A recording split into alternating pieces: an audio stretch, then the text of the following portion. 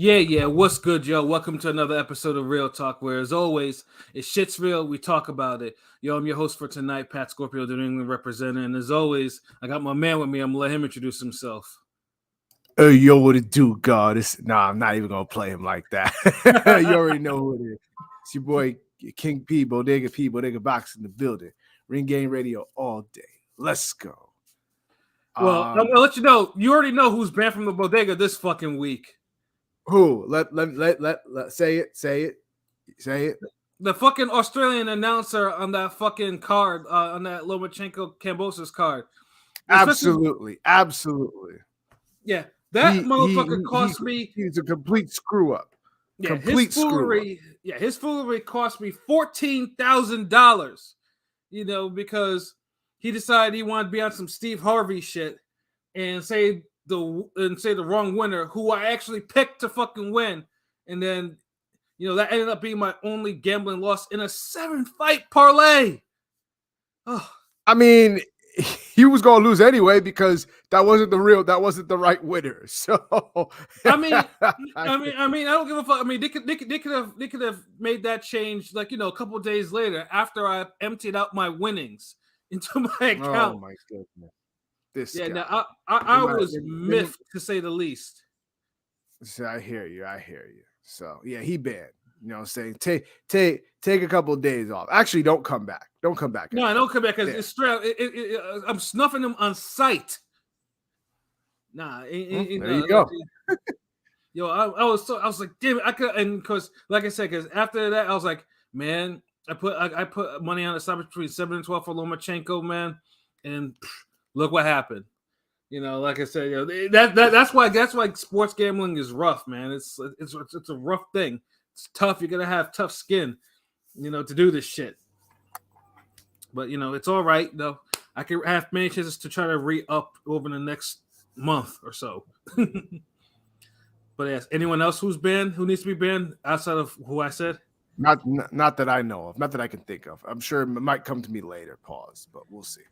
For now, I can't think of it. Word. Hey yo, I got my other man with me. I'm gonna let him introduce himself.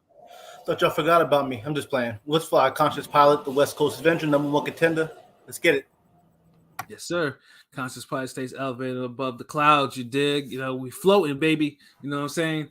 But yeah, man. Boxing continues. You know what I'm saying? Boxing is on a little, a nice little streak right now. And then salute King Sung. I see you in the comments. And just those and obviously throughout the podcast, I'm gonna mention to read that banner because we got super chats, we got that super sticker, we got all that shit popping. So you already know what time it is, okay? Ring Gang Radio.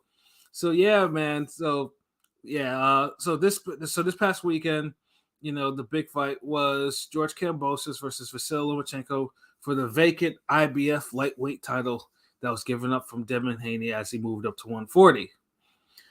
Now, with Kambosos, I swear, Kambosos has got a lot of mileage out of his win over Teofimo Lopez, which we all acknowledge he won legit, and probably it's the only fight, the win of his, that probably should have been a unanimous decision rather than all these split and majority decisions he's been getting over the last, 5 years, give or take? You know what I mean? And, and George was, the title win, came with 3 belts, the lineal distinction, and a move into being an undisputed lightweight champion. Comes up short against Devin Haney, who didn't leave first gear and just boxed his head off. The rematch, Devin Haney was gunning for a knockout. Kambosos got busted up big time and almost KO'd. All right, fine. That's Devin Haney. Devin Haney is a pound for pound talent. So he was given a fight with Maxie Hughes. Now, Maxie Hughes is a solid fighter, but considering the type of status that Kambosos enjoyed as a champion, one would think that Kambosos would perform above a Maxie Hughes level. And of course, nope. He did not. He absolutely did not. He struggled. He was outboxed plenty and got what everyone thought was a gift. And it was sad too. And then you see Maxie Hughes subsequently get destroyed by William Zepeda, like in short order. So now we have Kambosos. He gets into his fight with Lomachenko. Lomachenko is 37 years old. Lomachenko is a veteran of 400 amateur fights.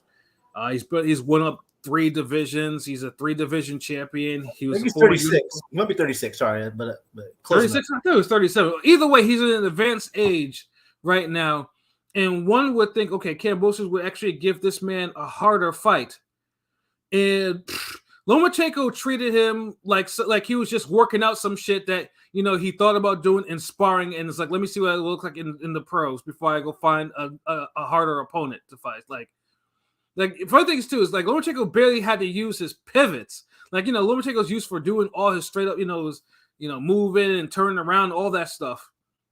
He didn't need to do all that. Or at least he didn't do it all crazy. Like flat out, Lomachenko beat the shit out of George Kambosos. Like it was like, and the funny thing too is not that Kambosos is taking a lot of beatings for that. It's just simply the level of Kambosos is enjoyed. It's just not matching up. It's not matching up at all. Yeah, like Lomachenko. Loma after the third round, it was clear where this was going, and it was just like there was nothing Kambosos could do to defend it.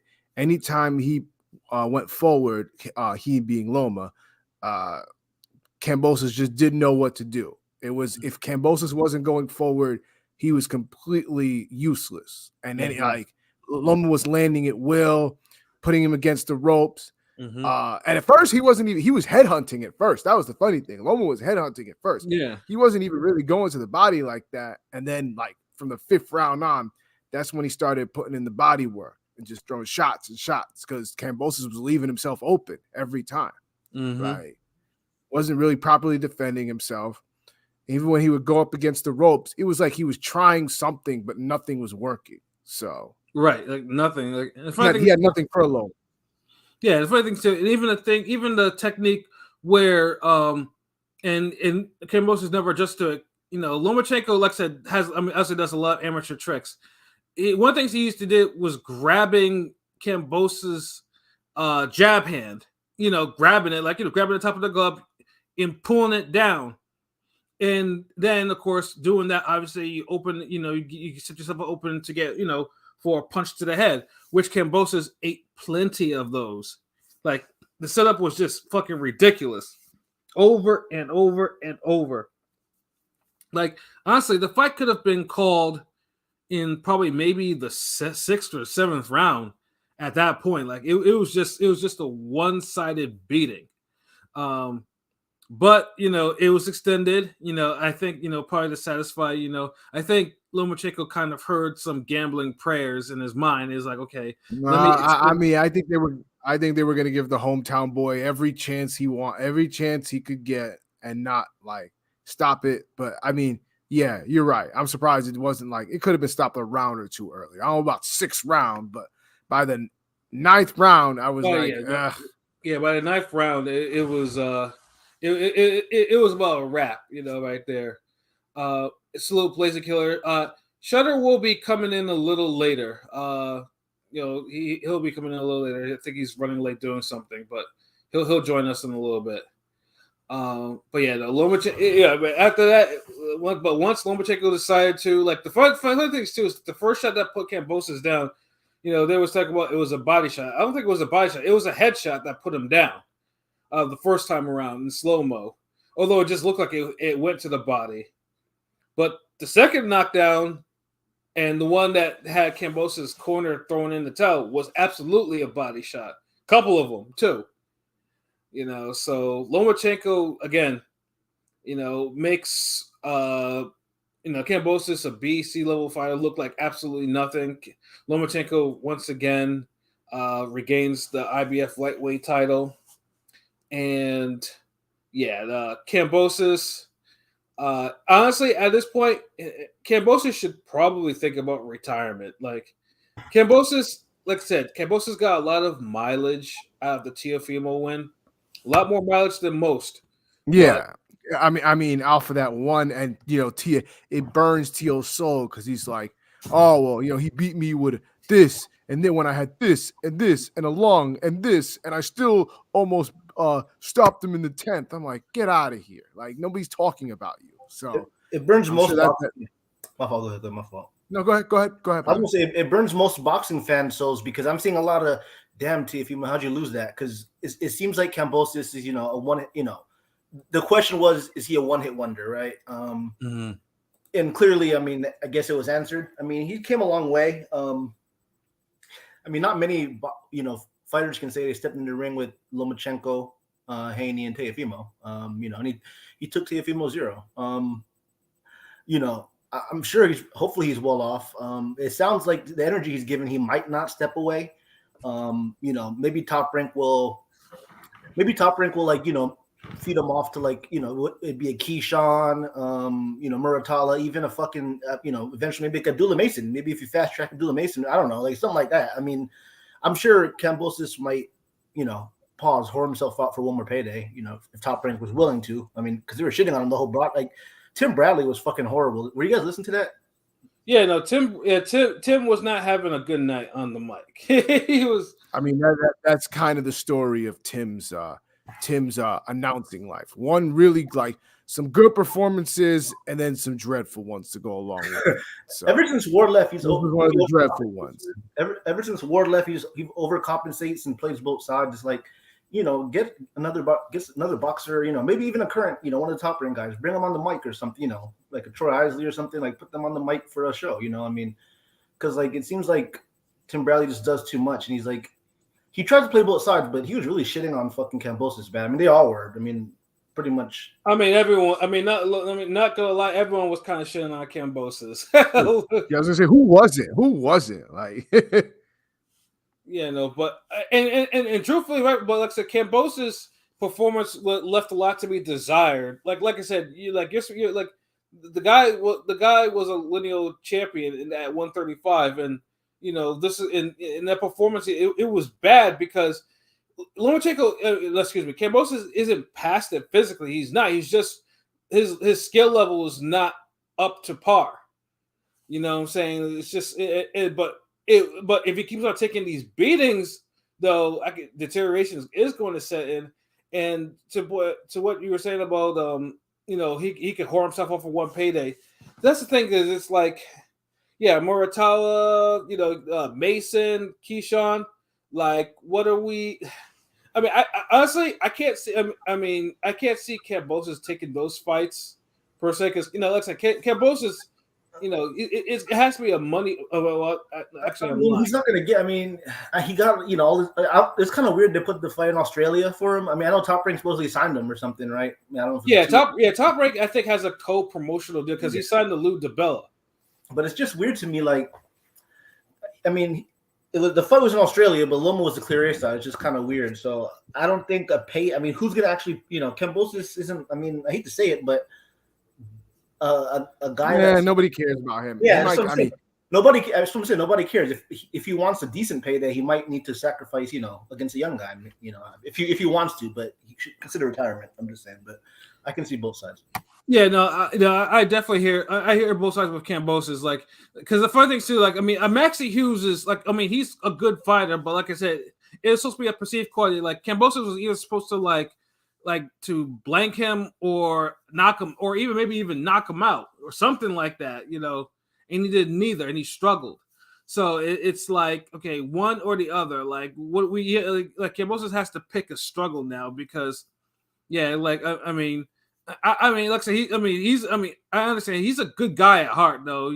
Although his father though might be a little racist, like yeah, that motherfucker asking for an English speaking ref, like that type of shit is kind of eye raising. Although Kambosos has also said some questionable things, but his wife has too. But no, his wife has absolutely said questionable things. So it's that's like, a whole other story altogether. There's something about that Kambosos family. But yeah, but it's what do I know? Yeah, but it's like, they need to, like, there's something about that dude that, like, yeah, he needs to either, I don't know. I mean, I'm not saying drop a division or anything. I mean, we'll drop a what to go like 135, 140, but yeah, dude has to beat quality fighters, like, because you can't give him any more big money if he's just being if he's struggling to beat people or he's getting gifts or that, because it's like it's bad. It's like, and I can't see Top Rank like putting him on. Like I said, we're probably gonna get more type of Maxie Hughes type ass fights where this motherfucker's fighting in Oklahoma or Montana or wherever. Top Rank likes to hold these. Nobody wants to see those. Nobody wants to see any of it. I said nobody wants to see any of that. Yeah, exactly. So. And then Lomachenko, from what I understand, Lomachenko actually, because I think they both are in the Orthodox Church or whatever, so the Australians were not necessarily hostile to Lomachenko. Like Lomachenko, like Lomachenko had already won them over, so that's the whole thing. So I think that's probably the reason why it seemed like Lomachenko was on some A-side shit, even though he wasn't planning it. It was just the way it had to be, And salute Android, and then. Appreciate it, 945 Twigs, yo. Definitely appreciate definitely appreciate the star and the donation, man. Yeah, but yeah, like I said, though, we got the super chats, the super stickers, we got all that shit popping. You already know. But yeah, no, Kambosos I think he needs to do something. I mean, either they really lower his competition, or either that, or they're gonna keep beating him up until he's worthless. You know what I'm saying? And with Lomachenko, though, Lomachenko at least has some options now because he has a piece of the lightweight title. And I know on Twitter, I was seeing a whole bunch of Lomachenko and Tank fights and stuff like that. And LB was on there, and he was and people were kind of getting at him about never making that fight. And then LB was with it, if it doesn't make dollars, it doesn't make sense type of replies and stuff like that.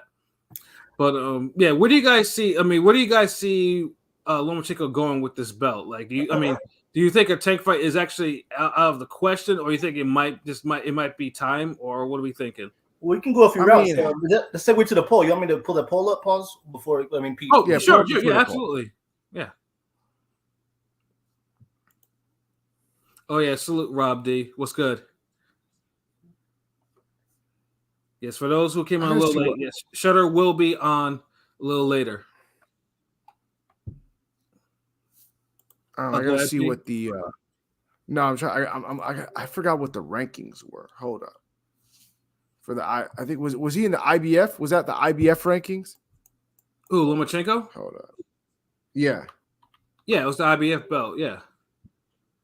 Okay, hold up. So let me see. No, I checked it I checked it earlier. I saw it earlier. Zepeda's it's IBF, and Zepeda's number one in IBF. Zepeda's a mandatory, right? Yeah. Well, he's number one in 3 sanctioning bodies, and I think the Mando in IBF. Oh shit. But he's basically, if you look at boxing scene or whatever, he's number one on 3 of the bodies. Hold on, where are we at? Where the fuck is it? My bad. Okay. Nope, not there. Okay. I have it. If go ahead. Yeah, I got it. Well, we did ask, who do you want to see Loma fight next? We got 50 votes. Check us out at Ring Gang Radio on Twitter and every platform that is. But we got 50 votes with 34% for Shakur Stevenson, 52% for Gervonta Davis. William Zepeda has 12, and Navarrete / Vaquero versus the Berinchyk winner for the vacant was WBO, maybe. Mm-hmm. Yeah, 2% for them. I don't know. I mean, that's kind of weird. But damn, yeah, it seems like Tank. It seems like it's Tank, but we can go in depth about that a little bit, I think. Yeah, I mean, like I said, I mean, Tank. Obviously, Tank Lomachenko has been talked about for at least about 5 years or whatever. I mean, most famously, Floyd wanted Tank to fight him, but Tank kind of refused, and Tank kind of went on a little tantrum, saying like Floyd's trying to make me lose and type of stuff. Like this is. That was, of course, that was unfortunate because, like I said, this was around the time where Tank's performances were starting to kind of slip, and Lomachenko was, he was still doing his thing. Like I said, I mean, honestly, depending on what happens with Tank and Frank Martin next month, I mean, there's no reason why Tank and Lomachenko should not be the next fight. It makes the most sense, but it's kind of a double-edged sword for Tank because I hear the narrative of Tank ducking him, like, after he beat Pedraza at 22 years old, right? They were chopping at the bit for that fight, and there's a narrative. a lot of people think that he ducked him. Like I don't. He wasn't ready. I mean, I'm not gonna lie. I mean, I love Tank as a fighter. He wasn't ready at the time. He'd have a chance. But do y'all believe in that? I mean, I think they were. He wasn't built up yet as a superstar. So I get why they didn't make it. But I want you guys know if it's a duck or not. I want your guys' opinion on that. If you think Tank duck Loma. I mean, I wouldn't say because, like I said, I mean, number one, because Lomachenko has always been like it's always been an opponent for Tank for the longest time. So I am leaning towards more of the ducking situation. It is on the ducking meter than non-ducking because Tank's competition has not been all that great for me to actually ignore that he should have fought Lomachenko. Yeah, I kind of see where I see where he's going with that. I don't know. It's kind of in the middle for me. Yeah, me too. Because Tank was kind of green. Like Loma probably would have potentially made Tank look foolish. I don't know, but Tank might have done something. I don't know, but it seemed like a thing where Tank got the belt. He's 22 years old. He knocked out Pedraza, right? That was after the Pedraza fight, right? Basically, when he heated up. And then there's just all those memes about the cherries. And I mean, Tank has had some comments. I remember he had outbursts when Floyd threatened to make the fight a few years ago. He was on Twitter, doing his little Floyd feud shit. Right. Right. But I think, it might be the handlers. I mean, Tank is basically the lifeline of PBC. He's probably, he's one of the faces of boxing, whether you like it or not. He is one of the bigger American faces in boxing, no doubt about it. Yeah, so they have to kind of. So I mean, they either have to move him in a way that. I mean, Frank Martin is a start because, like I said, Tank's kind of used up the kind of jobber road type of opponents or whatever. Like, basically, because unfortunately for Tank can't say he's hiding behind a weak division. He's not. Like Tank is in a very strong division with a lot of fighters that he should be fighting or he could be fighting. Is that because he's the A side and he can call the shots? Because I'm just wondering, because people are saying, "Oh, if Tank is, quote unquote, face of boxing, he can make these fights." Yeah, that's the way. And like, there's no reason for there's no reason. Like I said before, like even when he was there, like when he held those the GameStop belts at 135 and 140, the real champions were there waiting and were willing to face him.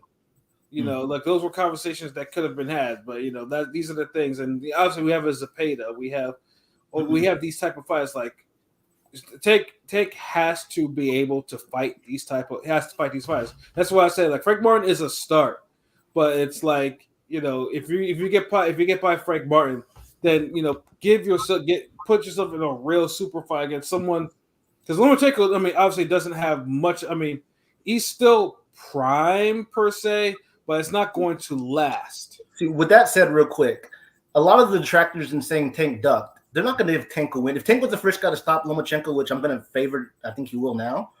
The same people that said he ducked are going to say, "Oh, he aged him out and he's old." But at the same time, for Loma, it's probably his biggest fight he can have. I know obviously he can fight. Shakur's on the same side, but Shakur you saw Shakur Twitter warring, being a warrior on Twitter again. Yeah, honestly, Shakur is probably. I mean, Shakur is also Tank. I mean, I'd say Shakur next to Lomachenko is probably Tank's biggest. Like he should. Like Shakur is there, but Shakur, I mean, has to now is a position now he has to look good. He's a show and prove. I mean, right now, a Loma Tank fight, I want to see it more. I mean, I want the Shakur Tank fight for sure, but in terms of what would draw more casuals, Lomachenko and Tank would sell. I mean, talk about the numbers. Yeah. Lomachenko would sell because I mean, it would sell. Number one, because number one, Lomachenko is one of the ones, and Lomachenko is a mixed bag because like a lot of people. I mean, I'm not the biggest Lomachenko fan, but my reasons for not really messing with Lomachenko are kind of different from what everyone else's are. Most people will go in there and say he's not a Hall of Fame. He's like 17 or 18-3 and stuff like that. And it's just like Lomachenko for more than not has probably has pretty much a better record than damn near every one of Tank's opponents. Like in terms of who he's actually beaten, it's a lot better than a lot of takes up. I mean, the only one maybe you can maybe argue for it, and at least to be on that level is LSC.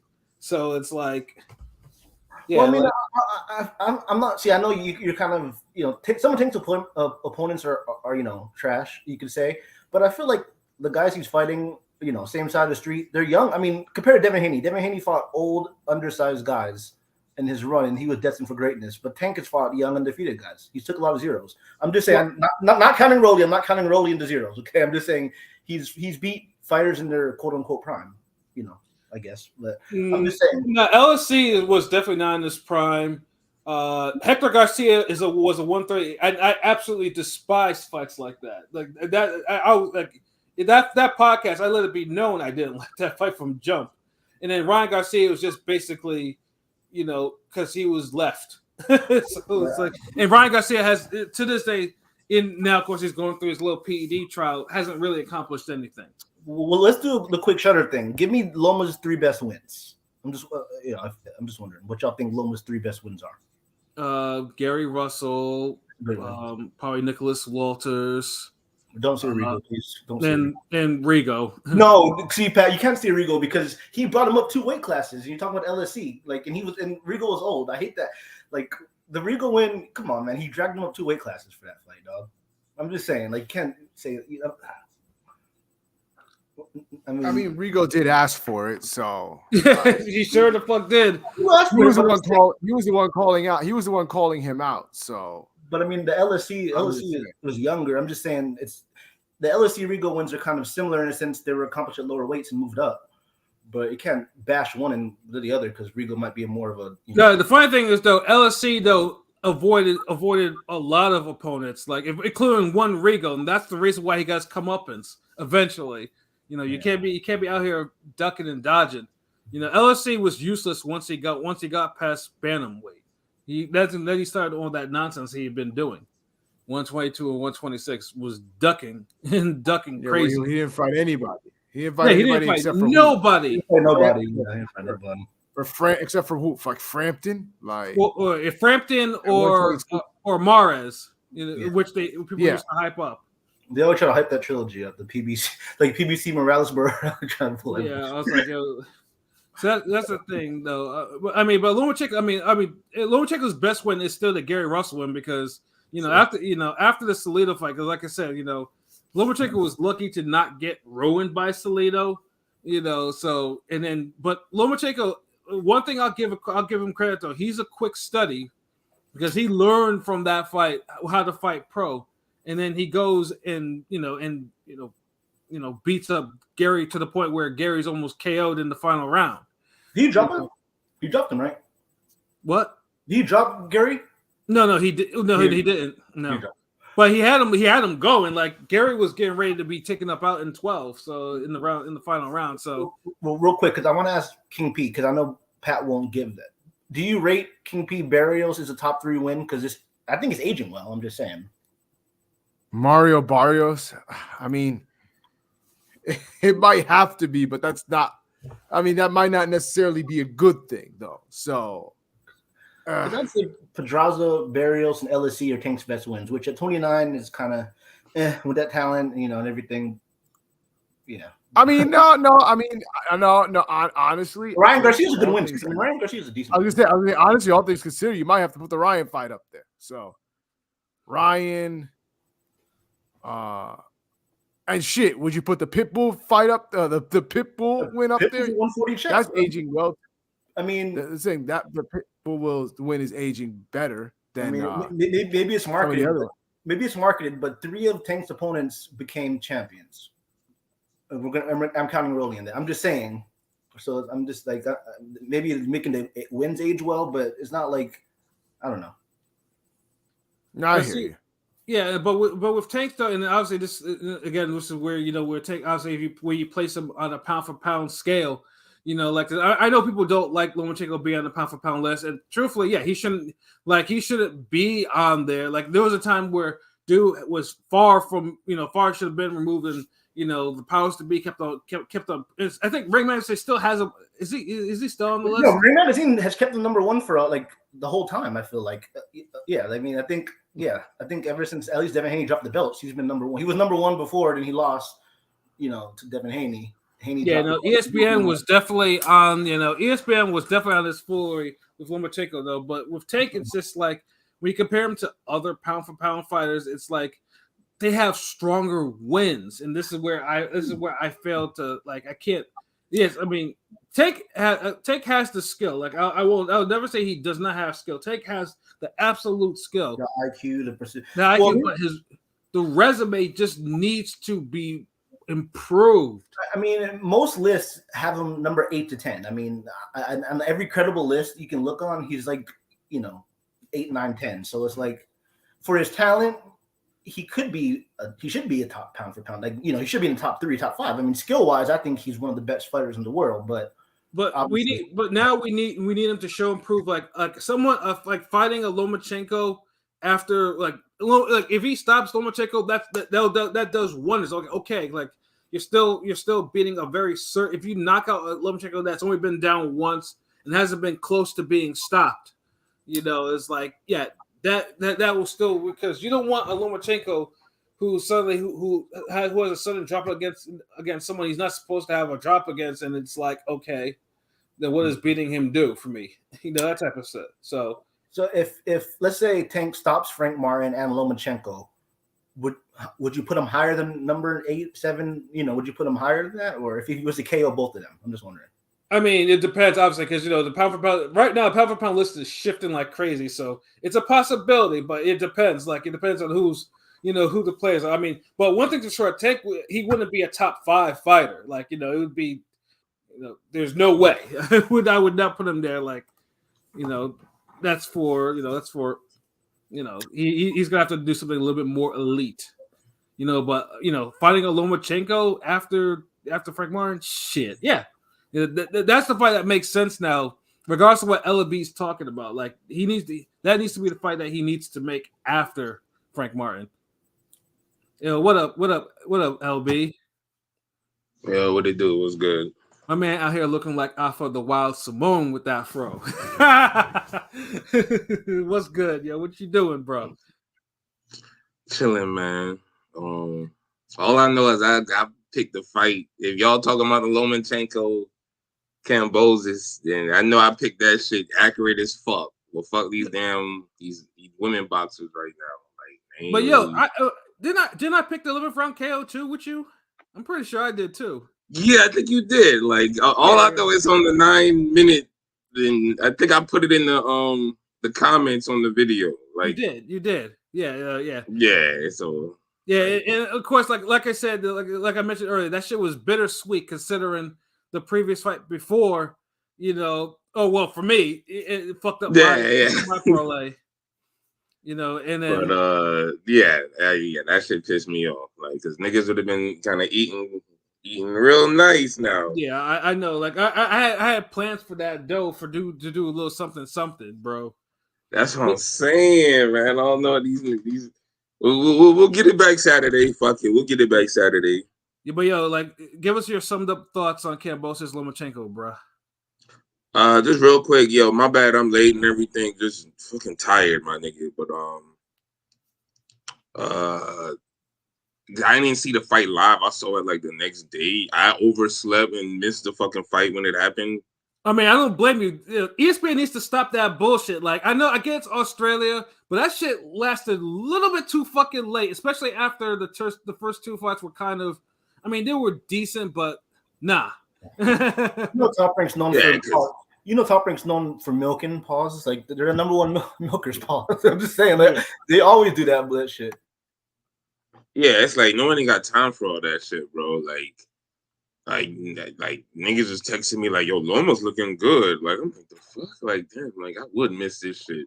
But I know when Loma started when Lomachenko turned the clock back. That's the night I missed that shit. But I thought he looked good. I didn't catch any interviews and shit from dude, but it wasn't until later. I think the day afterwards. I think even Rome was hitting me up like that the way Lomachenko was sounding like he wanted to retire. So I'm hearing that after the fight. I'm like, oh, word.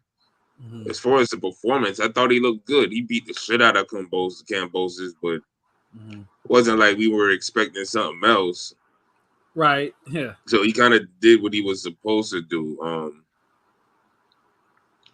So I really don't have no takeaways. I know Tank had that tweet, but you can't make niggas happy because now I was hearing niggas just like, "Will you wait till he got old?" So we were just saying that too. Yeah. so it's like, God damn, like, Yeah. is it he won a belt and he's a guy who can make big fights at lightweight, or he isn't? Like, which one is it? Like, y'all niggas make up your mind. But it's not the best fight with Tank and Lomachenko, but it's one of the best fights at lightweight. Like, Exactly. so I ain't got no problem with it, and it doesn't look too bad if coming from Frank Martin to Lomachenko. No, it doesn't, because Lomachenko is still keeping himself in that. He's not Kambosos. Kambosos has lowered his value, where Kambosos is just like Kambosos needs to be fed to jobbers. Honestly, he needs to be the opening match now. No more main events. Like, he's done. Yeah. Like, you need to be like the undercard main event or some shit. Like, whatever top rank equivalent to what PBC be doing to Jesus Ramos. Like, whatever that is, like, that's your spot now. Like, I don't care about all other shit. My bad. Let me just say what's good to the chat and everything. What's good, Android? Salute. Yeah, what it do, Kang? So damn, I missed the day. I'm late. This motherfucker early as a motherfucker. Jeez. Yeah. So salute, Kang. Blazing Killer, what it do? Salute. 954 Twig, salute. We appreciate it. Rob, salute. What it do? Hi guys, Miss 702, salute. What it do? Yeah. Miss 702. Though the music battles are coming back. Like I said, they're coming back soon. But like I said, right now the boxing is boxing right now. You know what I mean? So it's like, yeah, it's too much shit been kind of going off, like, to kind of like to jump on the music like that. I feel like the music is good. Don't get me wrong, but that damn, like, life be lifing and boxing in right now. So it's like it's hard to just be like, all right, nigga, fuck that. Yeah. 90s hip hop. Yeah. But don't worry, trust me, we've had conversations behind the scenes about that, so it is coming. Yeah, like it might be this week, it might be next week, but we're jumping into some music battle, somehow, some shape or form. Like, definitely, shit, we like that shit too. Shit, like, we do. Shit, like, we're not ducking each other or nothing. It's just logistics and the only people that kind of hate on it is fucking YouTube, because they love giving us the little, like, okay, copyrights, but that's what reasons too. We have to kind of we kind of chill and doing it too frequently, because we don't want to end up with one of them damn strikes, and it's like a whole other issue.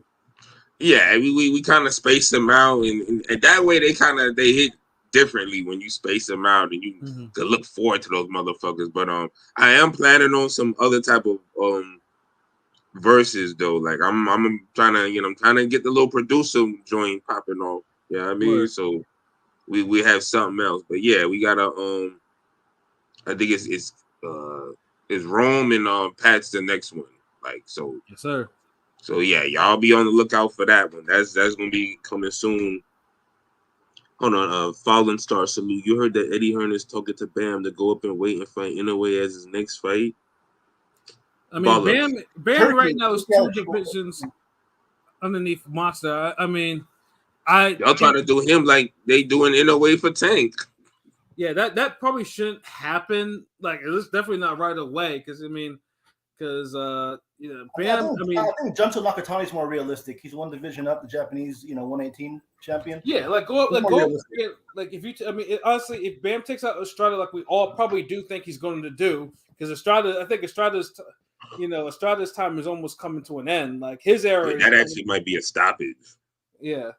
He should try his luck at 118. Like, because one thing Bam shouldn't do is going back 115, going back to 112, then coming up to 115. Stop fucking around with his weight like that, But that like I said, I mean, I'm looking forward to Bam Estrada too. I'm waiting for Eddie to kind of announce some shit because it's like, announce the undercard. I mean, well, he has the co-main, but yeah, announce some more shit for it. But yeah, just to talk briefly on the undercard too, because I gotta vent some more before we move on to Fury Usyk.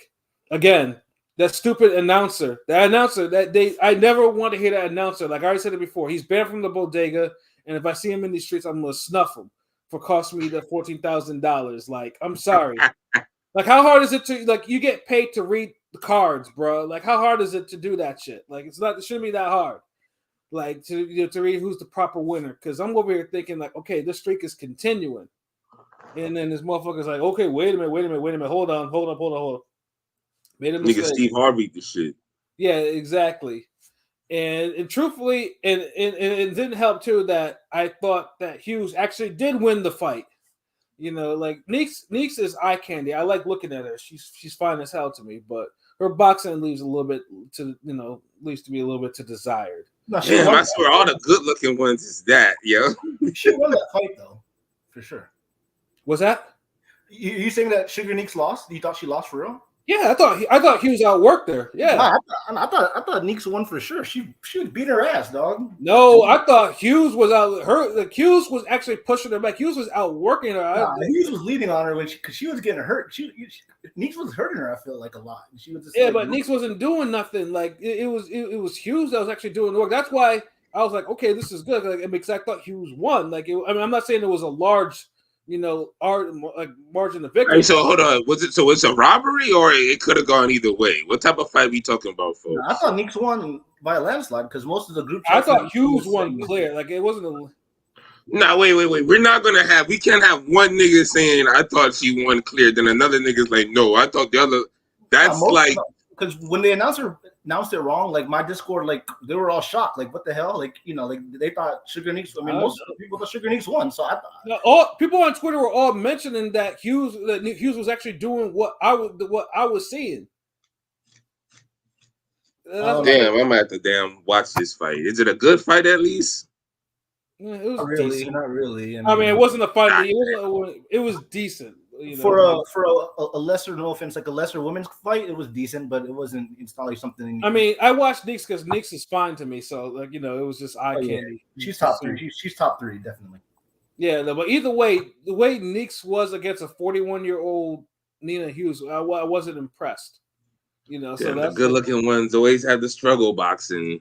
Yeah, and then poor Andrew Maloney, again, the Maloneys have not been having a good week. Like Jason Maloney lost his belt to a kickboxer who, to his credit, he almost KO'd in the final round, but failed to.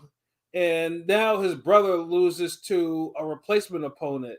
One almost only counts in horseshoes and hand grenades, and two, oh well, fuck them.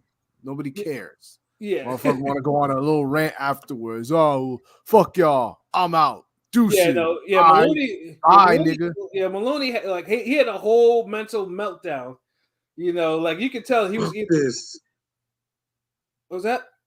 No, it's like he was like, "Fuck this." The funny thing is, I was surprised because I thought Guevara legitimately won. And I thought that the Aussie judges were gonna screw him. So then when he actually acted, when they gave it to him, I'm like, oh shit, they made the right decision. And then well, fuck y'all, it's bullshit, yada yada. Nah, nigga, fuck you. Bye. No, I thought Andrew Maloney lost that fight too. I was like, yeah, no, they didn't win that fight.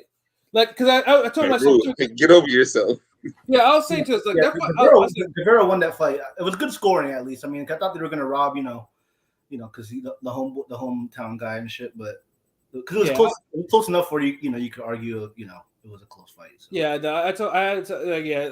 so there was no reason for Maloney to act the way he did, and of course ESPN had them dirty cameras in the locker room where you see Maloney's wife crying and shit, and they were on her for a minute, and dude I think was ranting about I had a torn bicep, and then I think he left to go to the showers or whatever, and then his wife is just sitting there on the couch crying. I missed his post-fight interview, and also I guess he had another interview after, right? Yeah, he had another interview in the locker room. He was just complaining. He's just complaining and said going to retire now or some shit, right? Yeah, it's like maybe it's a little you're making a hasty decision. I mean, he was a little calmed down, but he was clearly not happy. But yeah, the Maloney's fuck, I can't even get a good decision in my own backyard. Like, ah. Yeah, the Maloney brothers are just not having a good week at all. Like, not at all. Yeah, you know how, like, I swear, like, the Japanese boxers ruin them niggas, just like Australian boxers ruin what's his name, that Ohio nigga. Yeah, fucking. I can't remember his name, but you know who I'm talking about. Yeah. But I do want to say the Maloney's did hold me down during COVID. I mean, because they were on nonstop those quarantine cards, on Top Ring. I felt like they were like the workhorses. Yeah. And honestly, they had their shine. They had their time. I'm not gonna lie. I thought maybe one of them could be a champ. The one that from last night, maybe. But they both became champs, and I mean. Well, no, Andrew Maloney never became a champ. Like Jason Maloney did, but not Andrew Maloney. Well, they reached the world level. Challenged for titles a few times. I mean, they.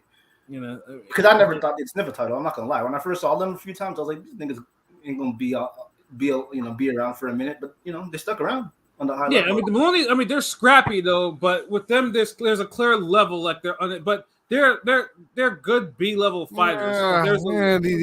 The Maloney's to me are the ultimate. They gave it a go, guys. Well, they gave it a go. Like when it came to the world stage, they were competitive. They brought their lunch pail, but just wasn't enough at that world level. Yeah. They gave it a go. Yeah, King P's right. Like they're at their world level, but they're not world beaters. No. I mean, one of them won a championship, right? One of them did win a championship. Yeah, he maxed them out. I'm trying to think, was that the one that was with the whole Joshua Franco shit, right? Yeah, so the first fight was some with the eye or something. So they stopped the fight and he kind of got halfway robbed. People thought, Maloney. That one was supposed to be, because that was they some hard luck niggas. That's another thing too. They ran it back and he beat Franco, if I recall. Yeah, they ran it back and Franco beat. I thought Franco beat the shit out of Maloney in the third fight. Franco absolutely did. Definitely when they ran it back, absolutely won that fight. Like there was no question about that. Yeah, it wasn't even close. And the Maloney from Saturday night was like the Ricky Hatton to the Pac-Man for Nakatani. That knockout of the year last year, that fucking overhand left. Yeah, like Maloney is Andrew Maloney. Like I said though, he's a tough guy, but. It's like he maybe he's probably not meant to be world champion. His brother, like I said, was lucky to turn the trick on that. But yeah, he lost to a 9-0 8KO kickboxer. So it's like, there's a level. Kickboxer who could punch. Yeah, and that guy Guavra who won. People say Cuadras is a wash, but Cuadras beat that guy. Guevara. Guevara. But And Cuadras is washed. Like Cuadras, I know, right? Like that is like that changed anything. Well, he's washed, but not maybe he's not as washed. He beat a guy that's no. Well, let's not revise history now. Cuadras has not been the same since him and Chocolatito tore each other up on the Triple G undercard. Like that was one of the most violent fights I've ever seen. Like that was a hard like Chocolatito and Cuadras beat the living shit out of each other. Like.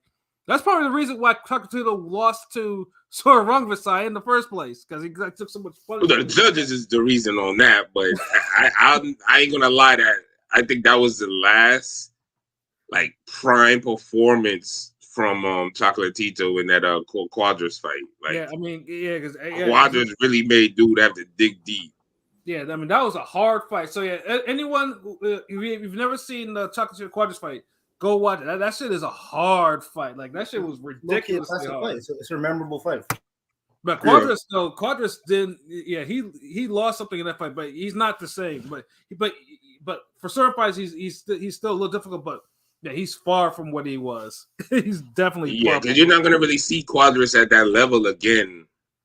You may see him at that, have some moments on that level, but not in that fight. Like at least with Chocolatito, we thought that was it with him. Even a couple fights afterwards, we thought it was it, but then he still turned it around. Yeah, I mean, I thought the Chocolatito. He got some quality wins. I thought the Chocolatito way he handled JCM was impressive to me. I mean, he was kind of past his prime a little bit, but he still beat his ass. I thought it was gonna be more competitive, to be honest. Yeah, of course, but Yeah. JCM, because he's, doesn't They thought that was the other way around. That was gonna be the other way around. right. They was trying to feed him to do like, yeah. That's all. I felt like they were just trying to actively make him lose at that point. Just like, you know what, feed him this guy. And actually, Roman Gonzalez is back on it, fighting some random dude like in some random country. He's fighting in a month or so. Yeah, Takatiro's is going. He's fighting he's fighting in back in his country. He's rebuilding again at 118. We'll see how that goes.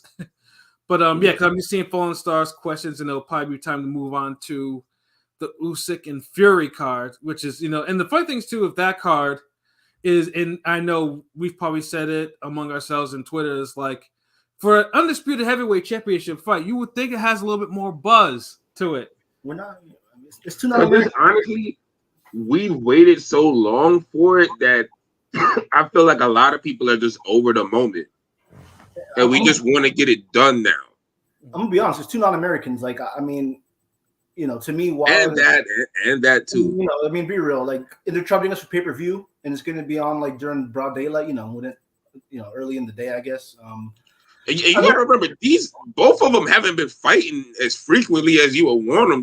You see those guys fight like once a year. It's hard to build up a mega fight when niggas is fighting once a year and shit. I understand it's a fucking undisputed heavyweight championship fight, but they're charging pay-per-view, I don't know, 60, 70 bones for two non-Americans in America. You know what I'm saying? This is kind of like, I don't know. I don't get it.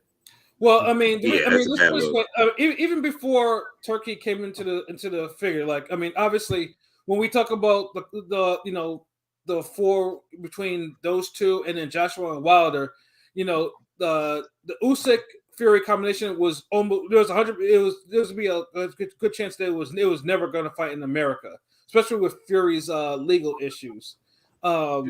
If those were the last two standing. No, I figured it was UK. I'm mad. Wilder Joshua was missing his apex moment. Whatever. This is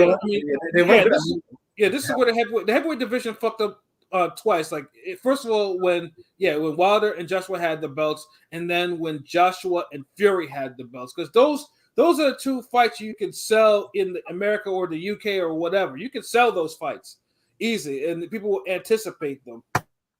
Whereas Fury and Usyk doesn't have, because Fury's, everyone, Fury, yes, was able to raise his profile in America, so everyone knows that Fury's at least is a decent good heavyweight, and then Usyk is someone that hasn't fought in America in years, and although he's pound for pound, Usyk is not the type of, you have to really, Usyk's fighting is kind of, it's not hard to appreciate, but people don't appreciate what he's actually doing. Like, everyone says, Usyk off rep is like, oh, he's just overrated. Like, not knowing that Usyk won all his belts on the road, which is incredible considering how many belts he's won. But and of course another thing, because we gotta bring with Fury lowered his profile when he started when he went life and death with Ngannou. Like, yeah. See, that's the thing. Both of them are coming off of fuckery fights. Yeah. Like, because Usyk, the Dubois fight was like, and that Oscar performance with the body shot, that kind of turned me off from dude. Yeah, I ain't forget about that bullshit. Was that a double entendre, Oscar? Hold on, wait. But you said Oscar. You said he was acting, right? The Oscar. Yeah. Double entendre. I was thinking of B-Hop De La Hoya too with the body shots. You know what? I'm missing I'm missing the double entendre. Like the Oscar, the awards, bro. Oscar awards for acting. Oh, got you. Yeah, but yeah, that nigga was acting. He got his little Emmy Primetime Award, his Oscar for that shit. And then shit, Fury with the whole Francis Ngannou. And most people saw him lose that fight, so. Like, the heavyweight kind of heavyweighted itself. Like, it kind of just made it feel like this is a runner-up heavyweight fight or some shit. Like, it just it's not the type of momentum you want to go into an undisputed fight with. Like, but it's here. Let's get it over with. Like, that's the vibe. Joshua Nagano seemed much bigger here, at least, in terms of exactly everything. Well, it was bigger because you remember, because after Ngannou did what he did to Fury, the MMA cats were running their mouths like crazy, like my brother was telling me, because I was talking, like I was telling my brother, like, yo, Fury's got to knock out Ngannou, and then when me and him are watching this shit, and he's looking at me, and he's like, what happened? I'm just like, the fuck? I mean, don't ask me. I don't know, like. Fury expected it. I feel like Fury didn't train for that fight. I mean, he didn't train seriously. I mean, I don't know. He didn't take him seriously. But see, here's the thing, though. Fury is experienced enough, and he is skilled enough where that should not be an issue against Ngannou. He's right. Like I gotta agree with Pat on this, because it's like when you have that certain level of boxing ability and experience all your life, he's boxing all your life, you're not. I don't care how rusty you are. You're not supposed to look that bad against certain levels. Like, I'm sure if a nigga who just started boxing right now was a spar Pat for 3 rounds, Pat would still know how to kind of handle dude. Mm-hmm. Or I would expect he should. I mean, it's been years, but I can still handle myself. Whereas you have someone who's the reigning heavyweight champion of the world, which makes it worse. Yeah, who's gotten up from one-shot kill shots from the hardest puncher in the division in Wilder over and over again to put him away, but for some reason could not figure out an MMA fighters turned boxers offense.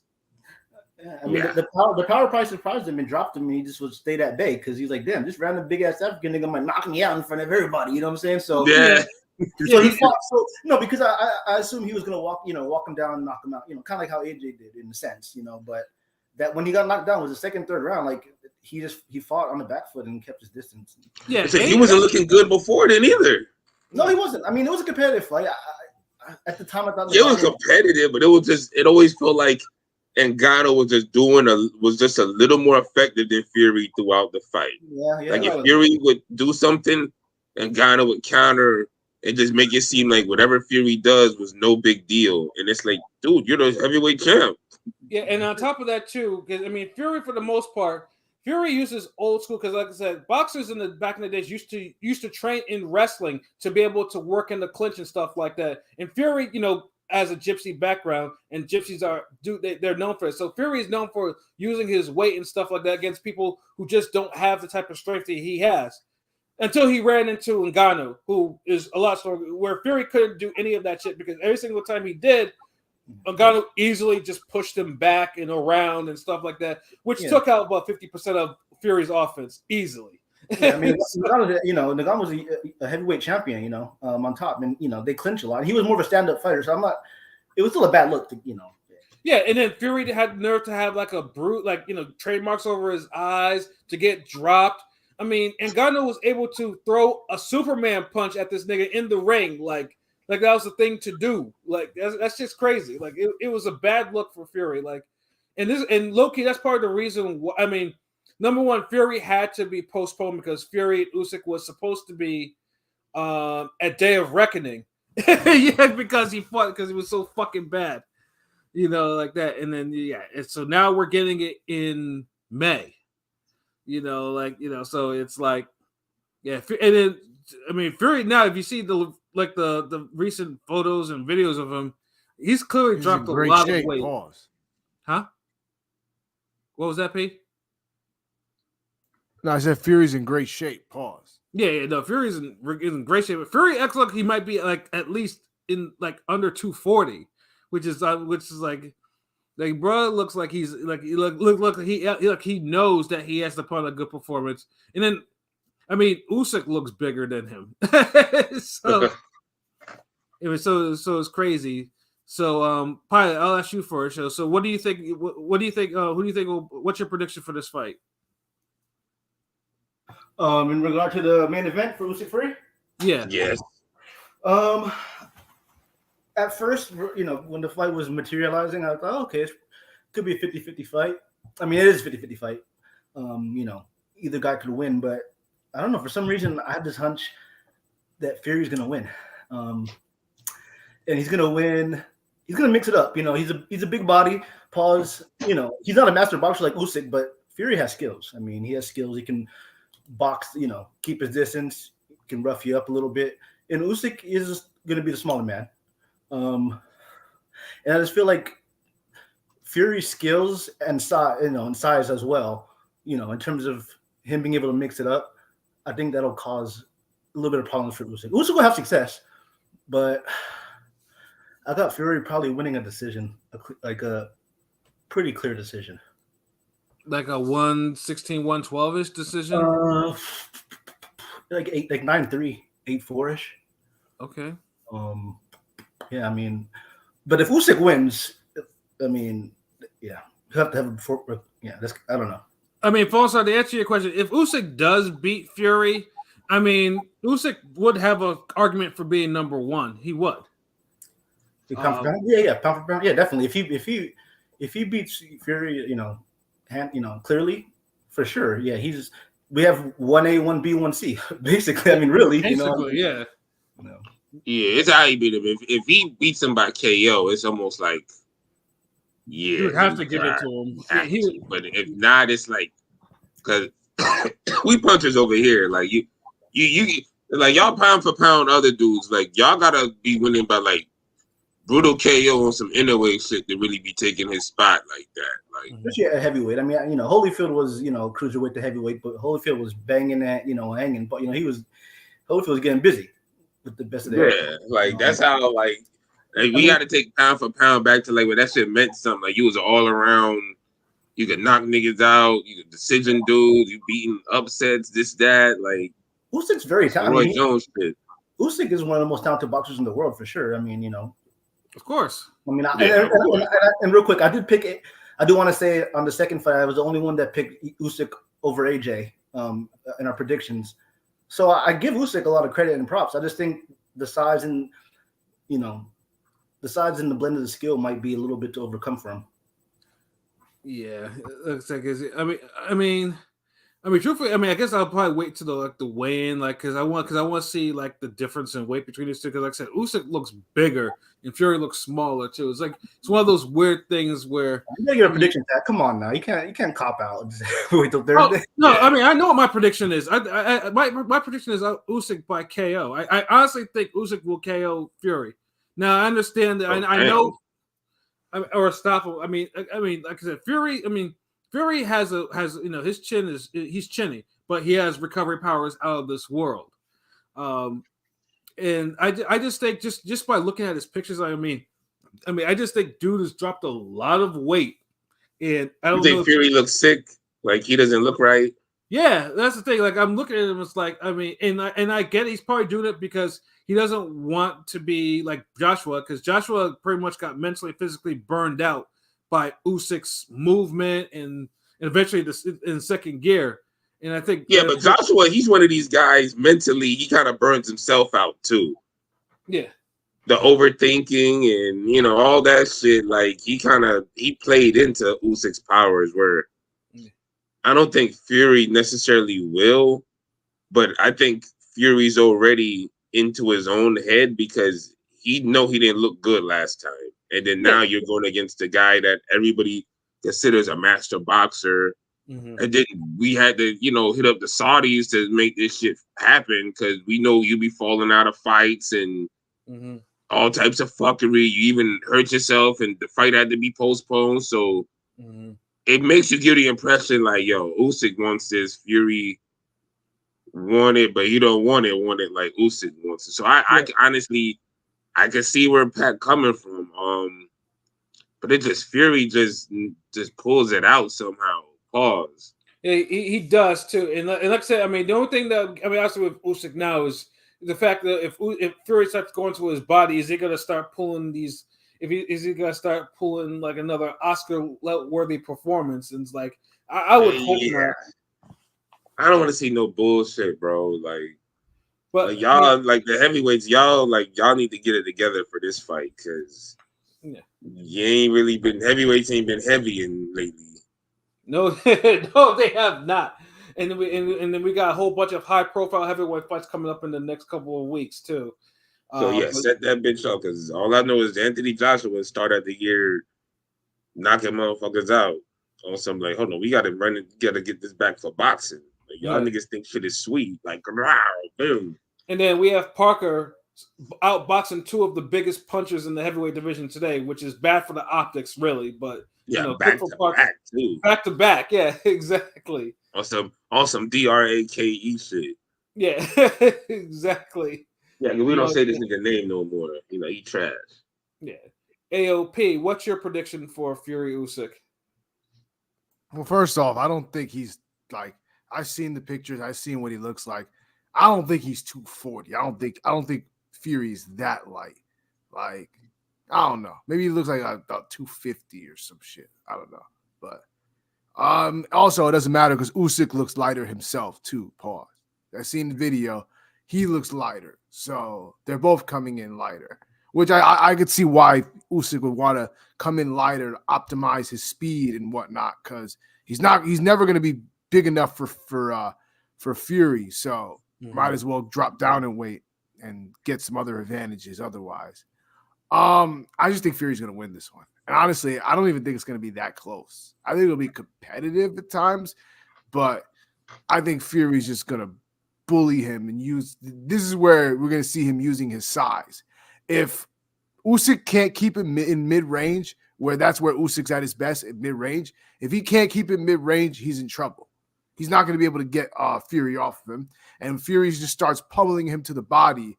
It might end in a stoppage. So, yeah. I actually think it's going to be a stoppage, but for Fury, not Usyk. Okay. Eighth round stoppage. Okay. LB, what about you? Oh wow, this fight I feel like it could go so many different ways. It's rare we niggas call them for KOs on opposite ends. I don't think we ever had a fight where both sides is like niggas is asking like predicting KOs. Salute EK Long, what it do? Damn, y'all in here about Inouye this today, like geez, like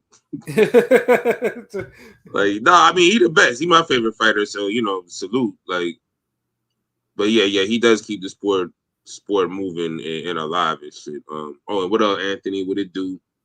I don't think Usyk going to allow Fury to lean on him. I have Usyk winning by unanimous. That honestly might be the safest pick. Also true. But just Fury is so fucking up or down. Like, and if he gives you a down, he might really be on some up shit next time. So it's hard. I probably I don't know what you about to say, cuz. I was gonna say, just try not to, think about the Ngannou fight, because I think Fury's gonna, Fury came in a size, I think, where the perfect size, where he's gonna, be able to mix it up. And I just think they got the gypsy magic. No, them Fury's got the UK Illuminati ties. They get a lot of bullshit. They get a lot of bullshit. So yeah, but Usyk always gets credit for his boxing and work rate, and that's always consistent. Like, how often have we seen somebody really pull out rounds on him, like back to back, like win stretches of a fight against Usyk? That's a good point. So it's like I'm looking at all of that, and it's like with Fury, you can't overlook the damn the Ngannou shit, because that's part of Fury who he is. But Fury, just like we couldn't overlook the damn them jobbers he was fighting before he fought Wilder. Well, let me ask you quick, Shutter. Do you think, in terms of pure boxing, Fury's better than AJ as a pure boxer, right? I mean, technically, in a sense. I'm just wondering. That's a hard one because offensively, because you got to look at boxing on offense and defense. Like, Joshua was much better than Fury offensively. I mean, the Ngannou fight's a perfect example of that. So you can't just say, because Fury seems like he could do a little more all around. We could slightly give it to him, but it's not it's not anything like where Fury is like here and like Joshua's like here. It's like they're literally right with each other. It just Fury all around could do a little bit more. He has more tools in the kit. He's still more a little in the bag. I feel like. You know what? Only because he's just more crafty. Because he's more fluid. I mean, come on. I mean, AJ has shout out to AJ because I think it's gonna be. But this is the thing. Yeah. Of course, Fury's more fluid because look at him. Like, no, I mean, I pick AJ. Real quick. I think this is gonna set up Fury versus AJ, and I do kind of lean AJ. But I'm in terms of skill and size, Fury has never fought a guy as big as him. That's skilled. I mean, think about it. Steve Cunningham's a big motherfucker. I mean, he fought Vlad is his size too, but I meant Usyk. I'm saying, and I know Fury struggled against smaller guys. Usyk fought Joshua. That's like a gold medalist. Like, how much more skilled? I'm saying Fury is a little taller and bigger than Joshua. Yeah, but he ain't got the offensive threat of like that Joshua presents. Like Fury. Yeah, usually is. Right. Like, because this is the thing. People, first of all, Joshua showed us he could fight more than one way. Mm-hmm. Fury has showed us he could fight more than one way. That's why it's kind of just hard to say Fury is just outright. I mean, I won't argue with anybody, but it ain't no leaps and bounds type shit. It's like Fury might be a little better than him as a boxer. That's fair. Yeah, that's fair. Like, it's not if you think Fury's a better all around boxer than Joshua, I won't hold you to it. But it's not. It's not just night and day like that. It's not astronomical. Because I haven't seen Joshua uppercut himself. Yeah. Right. All this shit counts for something, bro. Like that's why it's hard. Like to just outright say it. For this fight, it's hard. This one of the hardest fights to predict, to be honest. Like, and it's like if you won.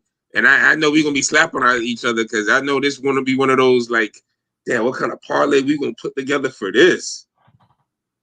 Yeah, Usyk may be vulnerable to body shot. The boys was cheated off a solid. But, yeah, of course. Yeah, exactly. Mm. Yeah, Fury's a better pure boxer than Spence. Yeah, I'll play. I'll be AJ. Yeah, like, yeah. But I want to say Fury by one of the most controversial decisions again. Mm-hmm. Just because the craftiness. I feel like if Fury has to tackle this guy to win, he'll do it. Like, right. Like Usyk, he'll do anything to win, even act his ass off. Mm-hmm. Where I feel like Fury ain't going to go that route. Like, he's going to do everything to win, but I don't think he's gonna like do those like acting shit like Usyk. I'm just wondering what's gonna happen too, because I mean, like I said, Usyk. The biggest thing for Usyk is Usyk has a mean second gear. Like if a fight is too close, then Usyk knows how to turn it up, like to a degree. It's gonna be interesting to see if he can actually do that to someone like Fury. He did it to Joshua. He did it to Joshua twice. Like the first time Joshua was almost getting ready to be put down. When he did that's the thing. Like Fury's only a puncher to certain people. Mm-hmm. Like, remember, like it's not like his power was really doing shit. The damn don't let the Wilder my fault. Let's say don't let the Wilder trilogy fool. Like. We know he's not really a knockout guy, like knockout artist like that. That's never been his bread and butter, really. I mean, he but a guy that big, pause, he's capable if he tries. If Fury's one of those guys, he's not always going to try his hardest offensively. I mean, after Wilder, he did stop. Was it Chisora and White or just Chisora? Because White stopped, right? Dude, like nigga, like I'm saying after. I mean, because I'm saying. Before he went to Sugar Hill for the Wilder fights, right? I'm just saying he became more physical, and for the Wilder fights, he was punching a little harder in terms of and because usually he's just more of a not sweet scientist, but he likes to because that's it appears he punched harder because he fought in a style that could work against Wilder. Wilder is one of those guys that if you push backwards and you take away his offense, he really can't punch backwards. He's not going to run you into a shot like a Keith Thurman would. He don't have the footwork and agility.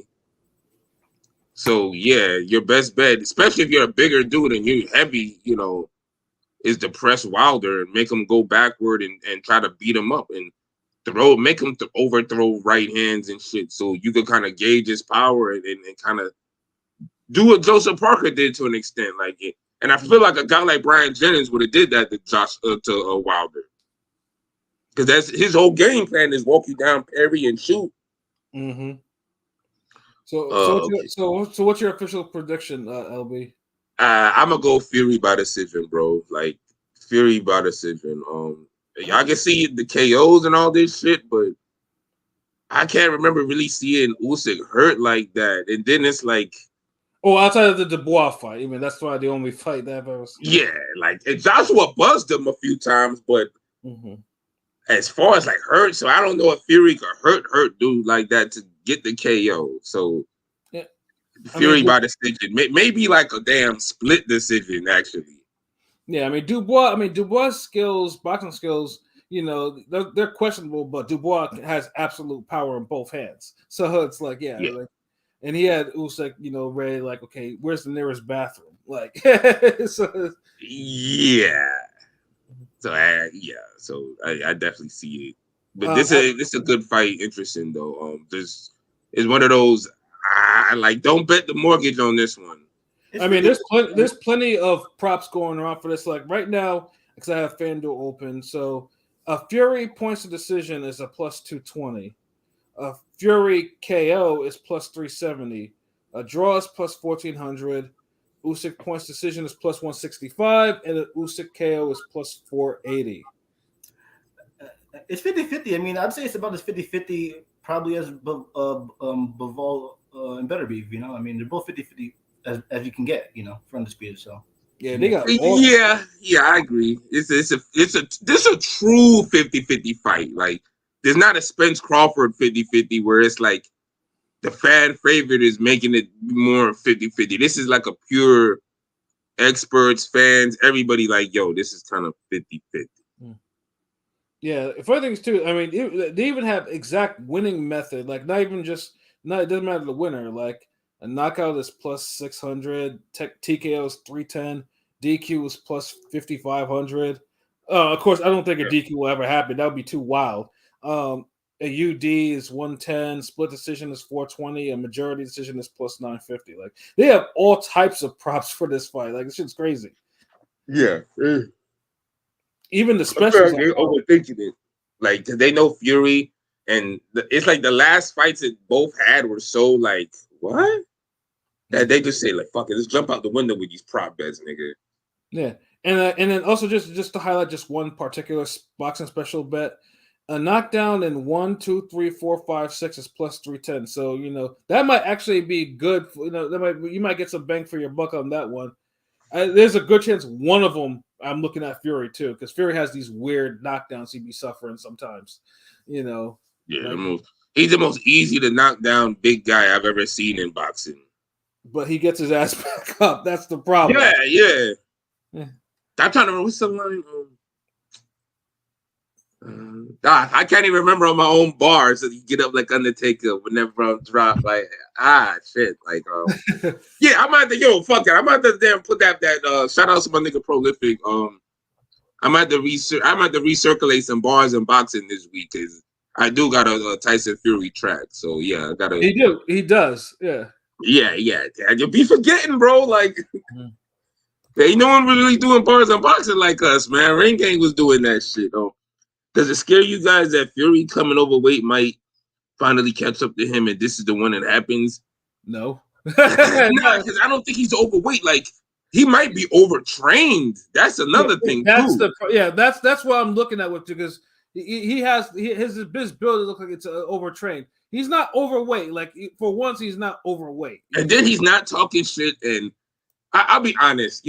Part of me almost want to change this to Usyk by decision. But there's a certain look in Fury's eyes that just kind of show me that he's worried a little bit. Yeah, I don't know if anybody else picked up on it, but I see a hint of worry. I stepped away. Did P get his choice? I'm just wondering. If he. Yeah, he did. Yeah, I thought you was here when he did. No, I stepped away for a sec. Who'd you pick, bro? I'm just wondering. I said Fury by KO, 8th round KO. 8th round, okay. Damn, he said that a while ago, nigga. You stepped away like. No. I stepped away for his segment or his answer. Oh, my bad, yo. Not intentionally. And then and that King P Fury by KO is still wild to me. Like I can see a Usyk KO more than a Fury KO, but for some reason I can see a Fury decision more than a Usyk decision. If that makes sense. No, that makes perfect sense. Like let's Not for me. I mean, the scenarios. No, because it's like I feel like if a Usyk KO comes up, it'll be like a TKO because he kind of just runs over Fury in a sense where he just outworks Fury and Fury can't keep up and he's on that tired reeling around. He's trying to just bullshit his way out through the round and Usyk's not letting him. And the niggas just be like, yeah, either that or Usyk manages to open up cuts, which is very possible because he's done it before. Yeah.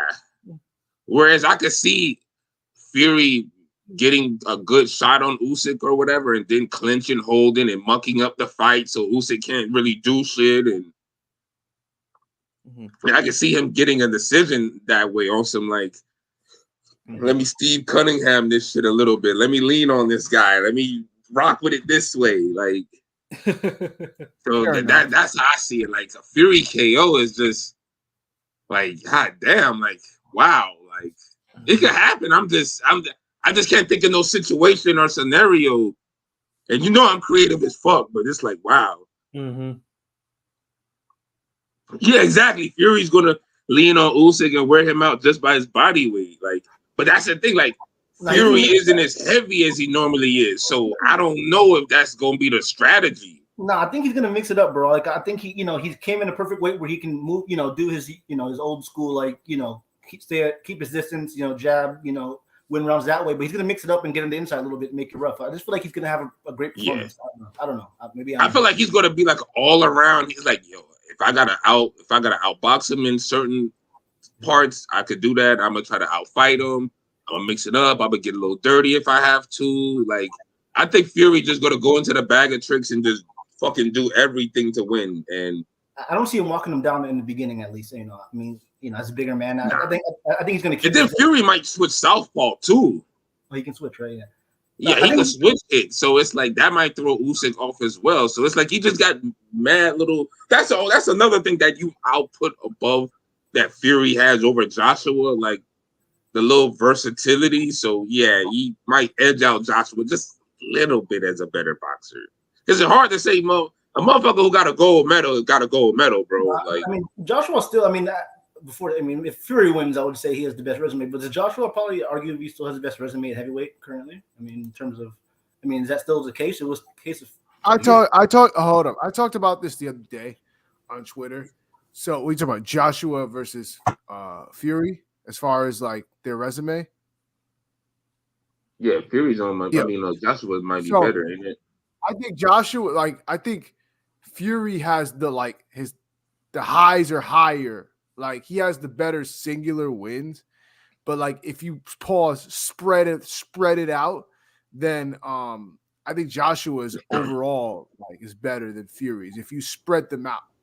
Yeah. Just Joshua, the way I look at it. It's better. I mean, he has overall better name. I had almost damn near 10 names of worth something. You know what I'm saying? Like yeah, because it's all mixed in. You got some A-level names, B-level names, C-level names. With Fury, it's like okay, you got a few.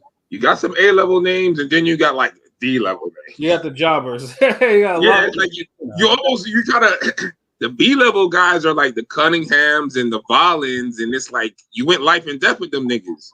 I mean, let's not forget, AJ does have a win against Parker, and Parker, Yeah, that's a win that aged well for him for the most part. And then remember, like Dylan White is one of damn Fury's better wins. Mm-hmm. And that's a prospect. That's low-key a prospect win for Joshua. Yeah. So it's like Joshua definitely, like I agree with P. Like Fury has like the higher highs, but when you level it out, Joshua resume all day. Like, yeah. And they both got the Vlad win, but one made it a fight of the year, and one made it the sleep fest. Yes. You tell it to boxing Twitter, it's the other way around. Oh, well, Joshua went life and death with Klitschko, whereas Fury easily outclassed him, and it wasn't even close. That's what they'll There's say. nothing easy about that fight. Like, especially not watching it. I always gonna give shout outs to Prolific because he's one of the only people who predicted Fury would beat Vladimir Klitschko, and he's retweeted and Fury actually responded and retweeted and like so he's a Fury fan. So I give him that. Like, yeah, he definitely get props for that. But like Fury, it just be up and down performances. Like, but that resume just like the Usyk win to definitely put him over Joshua. Right. But he got to get it first though. Yeah, exactly. Because remember, Joshua still got an Andy Ruiz win. Yeah, he lost one, but he still got that too. Yeah, he does. And remember, he got Povetkin too. Mm-hmm. We don't know if Fury can handle a Povetkin. Mm-hmm. So yeah, I mean, Joshua, but like I said, but yeah, Fury's resume right now, like I said, Fury, the Usyk win is pretty much will probably solidify him as probably the top heavyweight, and then obviously a Fury Joshua fight will probably kind of be like, yeah, that's you got to make that fight, just so of course, because it'll be two neck and neck. Yeah, it's a big fight. I mean, it's it's UK's biggest fight that UK can make. You know what I mean?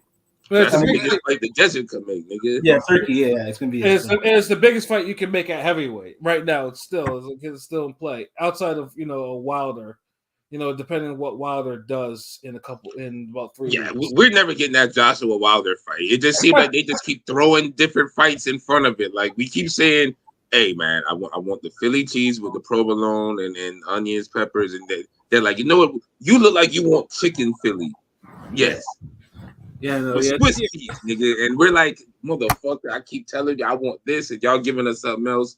Fine, we'll take this, nigga. Yeah, because Turkey wants to give us chicken. Yeah, like Wilder, we're giving you a Saudi bag. We'll give you several, but you got to earn them Saudi bags. So Wilder, all his hard fights coming at the end of his career. Now Turkey, I warmed up past to Turkey. I wasn't really feeling it at first, but he should have just made the Wilder AJ fight. I mean, I know you're trying to because Hearn is the one speaking that shit down. Because I low key feel like Hearn is damn like fucking. Now's my chance to damn get Wilder to lose and show people he really wasn't as good as Joshua. So yeah, make these hard fights, Your Excellency. Hearn probably has a strong voice to Turkey. You know what I'm saying? Of course, because everybody knows, like, no, bro, look out the way Wilder's moving. Just make the Joshua fight, bro. But these niggas keep trying to ride off in the sunset. They want to turn Wilder's career around and get him a KO win. I mean, Wilder but y'all doing it against niggas that's like, can he win against these guys? They're literally bringing him his best opponents now. Like, I mean, Wilder signed Eddie Hearn, at least through Turkey or whatever. They took a picture and together and all that shit. It's kind of crazy, right? And we still didn't get the fucking agent. Like, what the fuck, man? Like, whatever. I just feel like this as Apex, like, I don't know. I mean, not to rehash, like, not to go into another rant about that, but it is Wilder's fault that we didn't get the Joshua fight. He admitted it as such. Yes, it's Wilder's fault we did not get the Anthony Joshua fight. He has come out and said this publicly.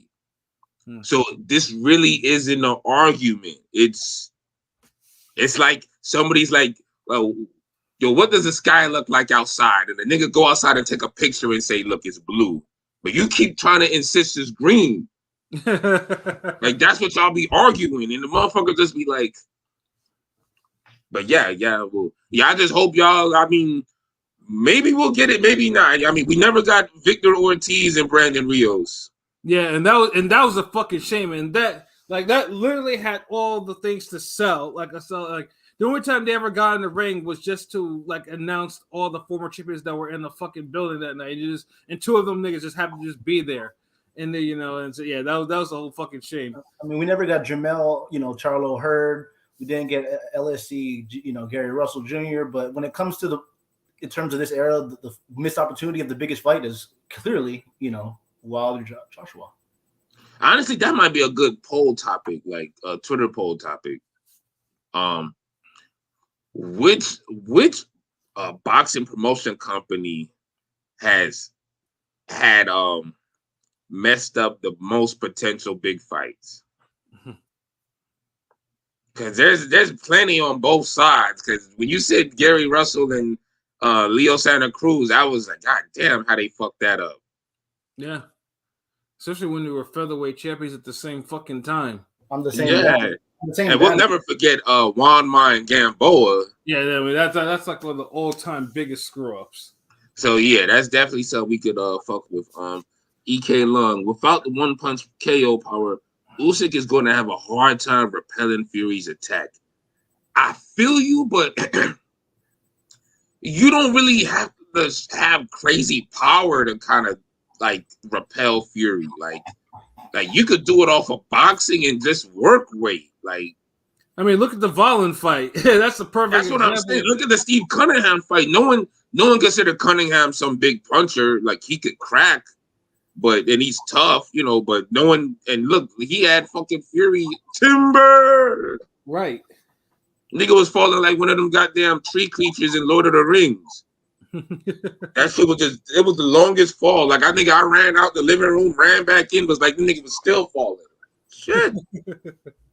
So yeah, like, that's the thing. It's like, power is everything until it isn't. Like, I know we're NOA fans, so we know this. Like, right. But even then, it makes people makes people not pay attention to all the other shit NOA does because the power is right on Front Street. Mm-hmm. And so with Usyk, like, nah, that work rate, the footwork, the high level continuous 1-2s he throws. Mm-hmm. Like, he has a way of being economical, but still more than enough for you. Right. If that makes sense. He's not going to Sam Solomon your ass with 1,000 punches. But he's not going to fucking Canelo you with 400 punches either. Right. Like, you just get enough to what the fuck you up. Mm-hmm. But yeah, just nothing really else to say on this fight, really. Like, just to so much shit. Yeah, just to answer Anthony Manzano's question. Well, just like every Saudi card, this has a very extensive undercard. Just like this is gonna be one of those 8-hour cards again, nigga. I mean, looks like, because I mean, one thing that His Excellency does, he likes to stack cards like on some Don King shit. And me, I can appreciate it because I mean, honestly, not Don King quality yet, although the one in LA might be on that level, but it's still, he likes to stack these cards up, pretty well. And in terms of the fights on him, I mean, obviously we have the rematch between Jay Apataya and Maris Bradis too on there. I mean, if the first fight's any indication, I mean, most likely someone's gonna bleed, and someone might get the job. I'm hoping Jai KOs him because he fought great, but he and a broken jaw in the process. So I'm hoping, because I got hope in Jai. I think he might be a special fighter. So well, yeah, I mean, Bradis, fucking crack, yo. Yeah, but the thing is too, Bradis. No, one thing, Bradis has given Usyk his toughest fight. Bradis is tough. He's a tough guy to beat. He's a tough guy at everything. But honestly, Apataya probably needs to make a statement and probably put him away. Like, Bradis is, the last remnant of the real great last cruiserweight era, and he's still fucking dangerous. But it's like, Apataya needs to, number one, he better not keep his mouth open when he's, when someone is punching. That's how he got his jaw broke. So it's like, yeah, you got to rookie shit. Yeah, you got to bite down on your gum shield, and because like I said, he could have stopped Bradis on cuts, but Bradis broke his jaw in 2 places. So, like I said, that might be that's probably gonna be a tough fight. And then Joe Cordina is on there, facing Anthony Kakachi. And like I said, Cordina is he's a weird case because he has hard fights with hard punchers. He has hard fights with not so hard punches. Like his last 2 fights were all hard, were incredibly hard fights. And Kakashi is one of those scrappy motherfuckers that could probably give him another hard fight. So, we have that on there, and let me bring it up there. And then, of course, in the probably one of the fight I don't care 2 shits about Kovalev, making his cruiserweight debut on there. Letty dragged him from up under. Yeah, I don't know where the fuck they got him from, but but he found his way to a Saudi bag, I guess. You know what I'm saying? Like Kovalev has been in like the same nigga that was streaming the fights on IG Live. He did do that, did he? Yeah, Kovalev is like a scumbag for real, bro. No, I mean he's been a scumbag to me, and ever since he did that interview, is like, look at those illegals. You see how they move, see how they behave, that type of shit, bro. And then of course, he's a piece of shit. And then the whole Stevenson, the monkey picture. Yeah, the monkey picture, and then the woman rape thing which got swept under the rug for some reason. Like Kovalev was really out there. He beat a shit out of a woman and put her left her in a garden, bro. Like he really did this shit. No one brings that shit up. But yeah, and funny thing is, Kovalev was HBO had him like he was a family man, but that motherfucker has problems. And of course, it doesn't help too. And then he got busted for the testosterone too. If we don't forget, he got busted for PEDs. Damn. Yeah, Kovalev is a whole fucking problem. But he's a dangerous puncher because he's actually killed somebody in the ring. So like he's still dangerous, but he might be just too old to be. Who's Kovalev fighting again? Huh? Who's Kovalev fighting again? He's fighting a cat named Robin Safar. I've never heard of this. I've heard of him. He was on one of those early Turkey cards. Did you mention the Sanchez fight versus Cabello? No, I was about to. Yeah, no. My bad. Yeah, 5 months ago, I would have never gave 2 shits about an Ajit Cabello fight and Frank Sanchez. And then Cabello goes and fucking knocks out Makhmudov in 4 rounds. To me, that was the biggest upset of Day of Reckoning. I mean, that blew my parlay early. Yeah, I mean, Makhmudov was always the fight against Takam told me a lot. Like he always looked prone to not. Yeah, but no, he wasn't any struggle with Takam. I mean, he just couldn't put him away. But Takam didn't have him at his mercy. Didn't have him at his mercy. Like, nah, but he should have KO'd Takam. Takam was landing some overhand rights late in the fight. I'm like, yeah, Makhmudov's not really it.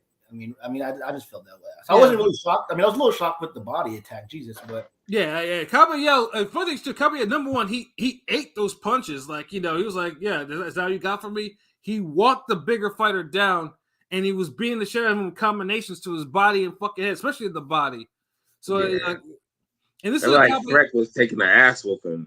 Yeah, and this was a Cabello who was sitting on his win over Chisora when Chisora was actually still a serviceable fighter, and he's been fighting like once a year, and he does that. So it's like, what the fuck? Yeah, he was a big underdog in that fight, Makhmudov fight. So now that fight's interesting to me because he's facing Frank Sanchez, and Frank Sanchez is one of the Cabello, you know what that segues into though, too, right? What did that segue into? That Twitter poll topic. Yes. But yeah, keep going. My bad, fam. Yeah. And by the I mean, like I said, Sanchez, I mean, for heavyweight, I mean, he needs a step up fight, and Cabello still I mean, they're both 24-0. So that's another thing. Like this fight, it's a good heavyweight fight. Now it's like it's gonna be like, okay, does Cabello actually fight to his potential again and take another 0? Or does Sanchez, actually fight to his potential and not cubing it up a little bit in the ring? Yeah, I mean, really, it's the most. Honestly, I mean, Bridas Jai is probably the second most intriguing fight, but that's not too far behind because Sanchez, he got rocked on one of those YouTube cards. Nobody really watched that one, but he got rocked bad on one of those the Showtime pay-per-view. He got rocked bad by some random jobber. He stopped him. But for some reason, I don't know. Sanchez. Yeah, well, he was getting out jabbed by Junior Fa too, wasn't he?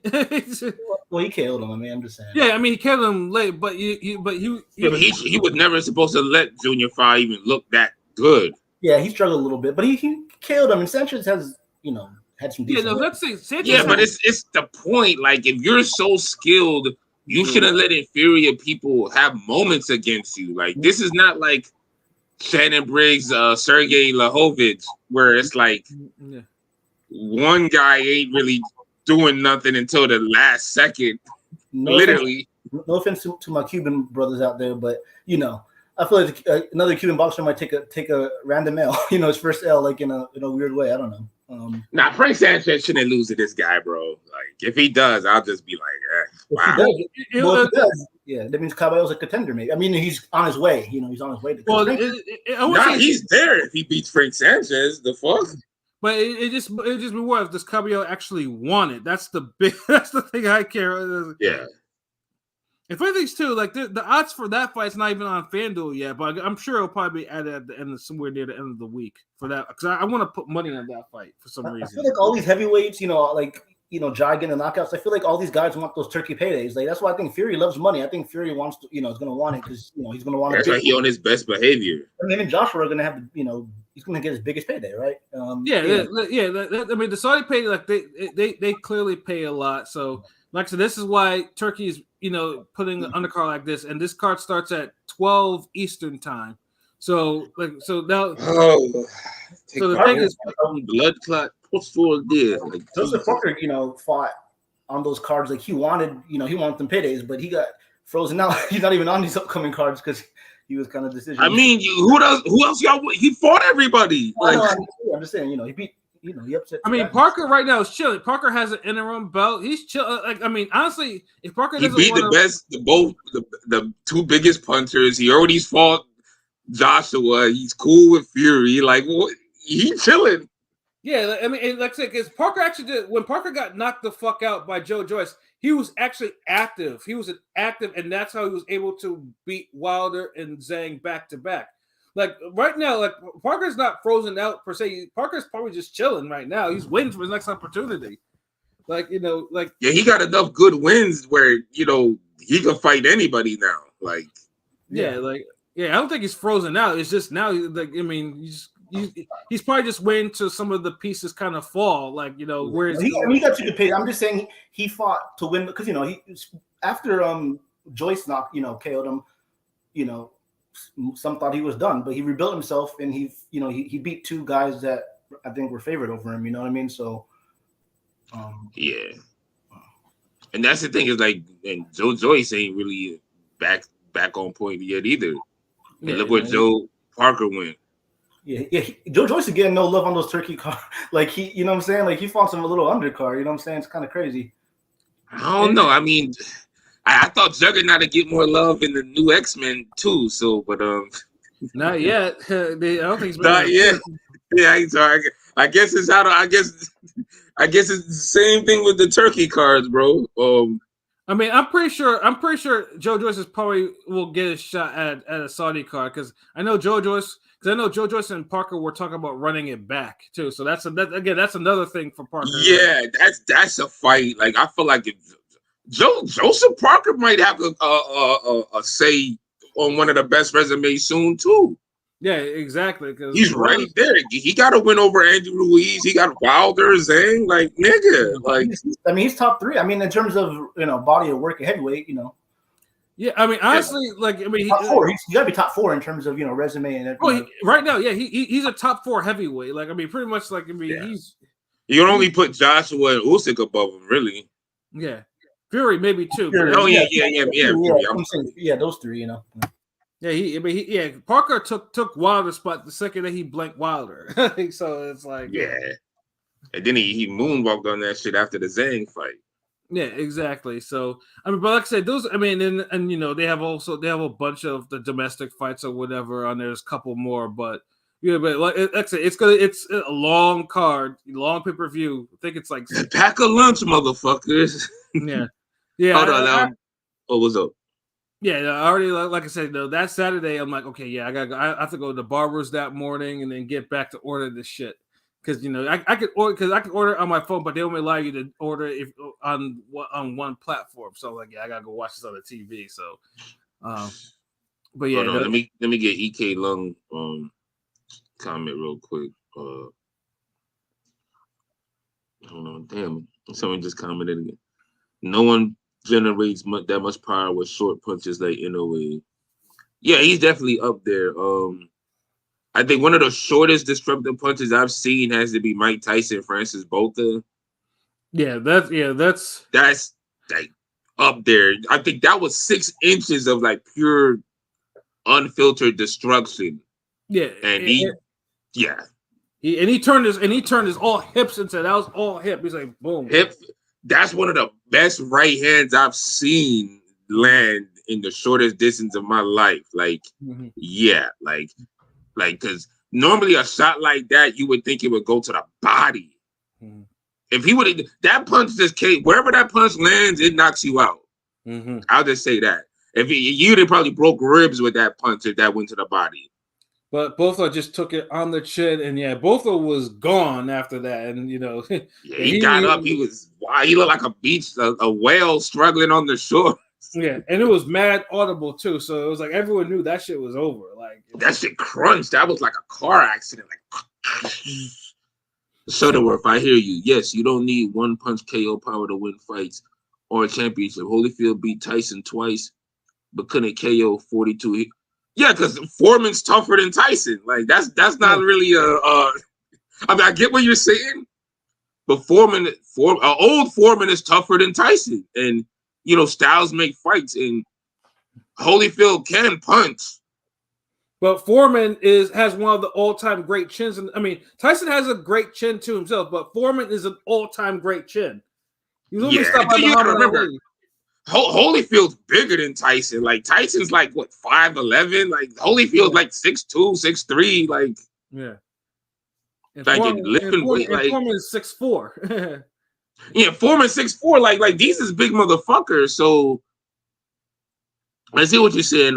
However, one punch power fights become much more technical, and Fury can empty his bag, not fearing any KO punches from Usyk. And I feel like Usyk could do the same thing. Like.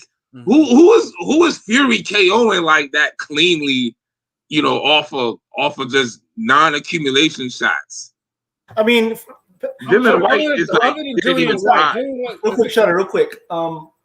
It's kind of crazy you think because Fury is the much bigger man. I mean, he's significantly larger paws than him. You know what I mean? So it's kind of it's kind of funny that you think that Usyk has a better chance of even though because Usyk goes more in the temperament of like letting their hands go. Like, I can see why you're saying that, but it's just kind of funny saying that just because it's like a 70s heavyweight size. Usyk's like about Ali size a little bit, fighting a fucking 6'9" giant. In terms of fighting a late 90s heavyweight size. Yeah. I mean, I get it. It just I can't remember Fury just really able to just hurt people off one shot like that. Like the only time I think he was fucking up Fury. I'm sorry, he was fucking up Wilder in the second fight with one shot. But because I think he figured out Wilder's style too. And well, I mean, he iced Dillian White with one shot, but that was one uppercut. One uppercut, and Dillian White looked like he couldn't be bothered to even try. So it's like, it's like smacking somebody who doesn't know they're in a fight, but they're standing in front of you. Like, he's like, and he's like, oh shit, like, damn. But I mean, it makes it interesting. Like, we could really go all day about this matchup, but and also too, the funny thing too is even after all that, because I mean, if any Saudi card is typical, it will probably end by 6:30 or 7, depending on bullshit. But if it's starting at noon, hold on, wait. I'm sorry. How many fights is it on the card total? I mean, I think the prelims. There's 2 prelims at 11, and I think overall it's 1, 2, 3. Yeah, 4, don't count the prelims. Think about 7. Yeah. So it starts at noon. It's 7 fights. 1, 2, 3, 4, 5, 6, 7. It'll end at 7:00, maybe 8. I mean, that's a long ass time to be watching boxing. I mean, the Day of Reckoning was the Day of Reckoning. I remember it started at noon and ended at 7 and then Joshua Ngannou I think ended a lot earlier than I think it was like 6 or 6. Yeah, it had to be 6. because obviously that fight didn't go rounds. Yeah. Well, he got packed up like a suitcase.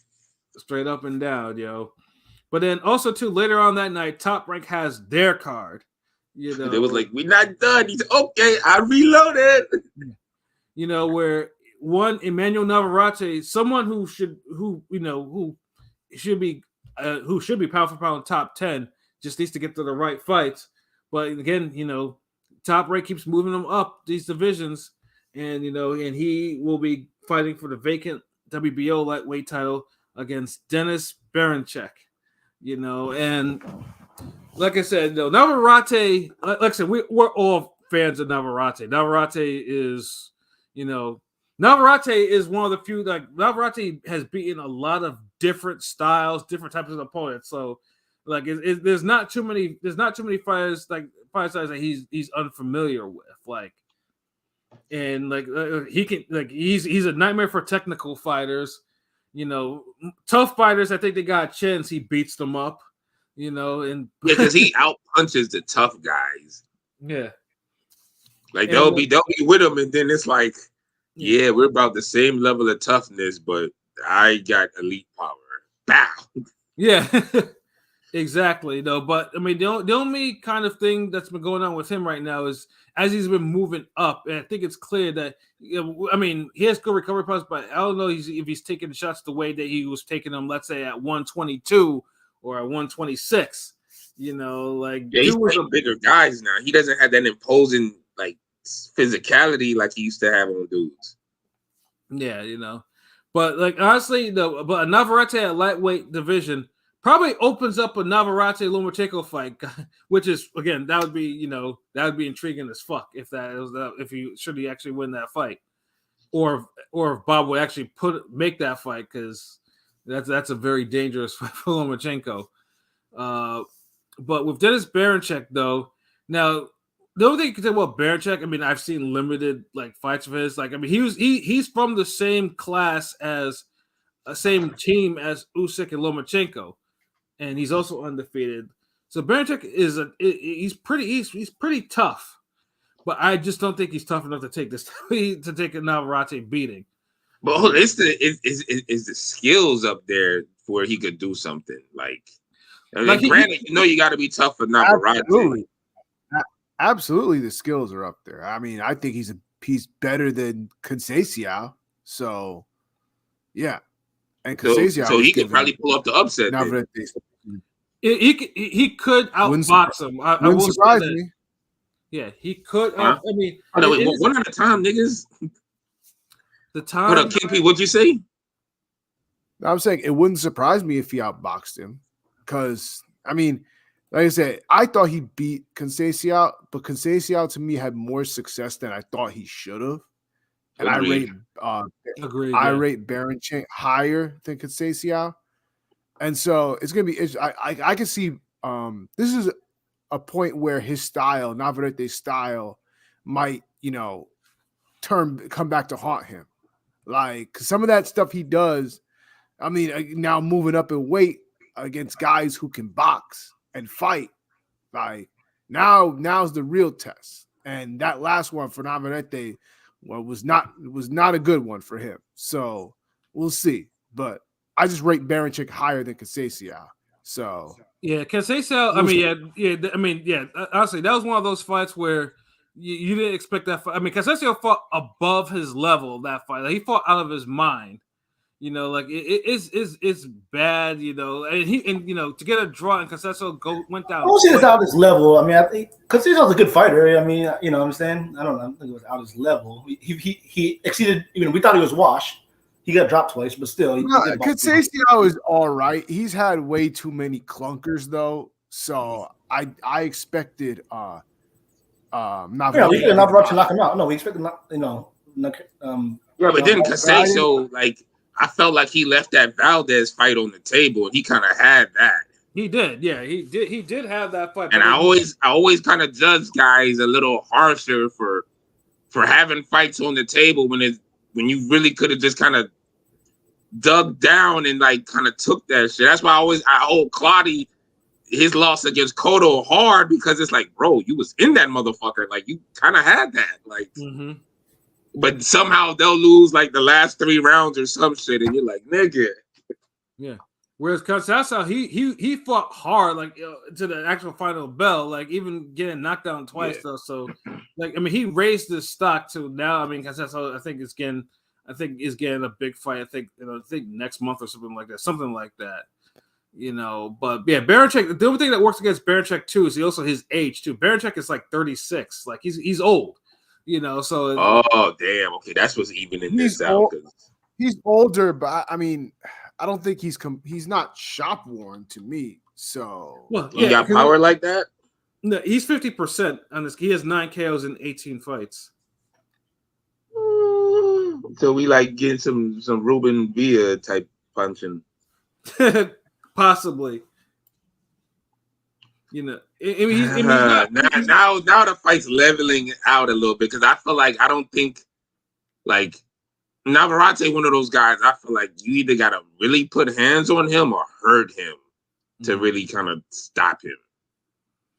I mean, right now, Berinchyk on FanDuel, he's a plus 440 underdog. So, still, I mean, like I said, like he has skills. There's no question of it, but there are certain things that do work against him.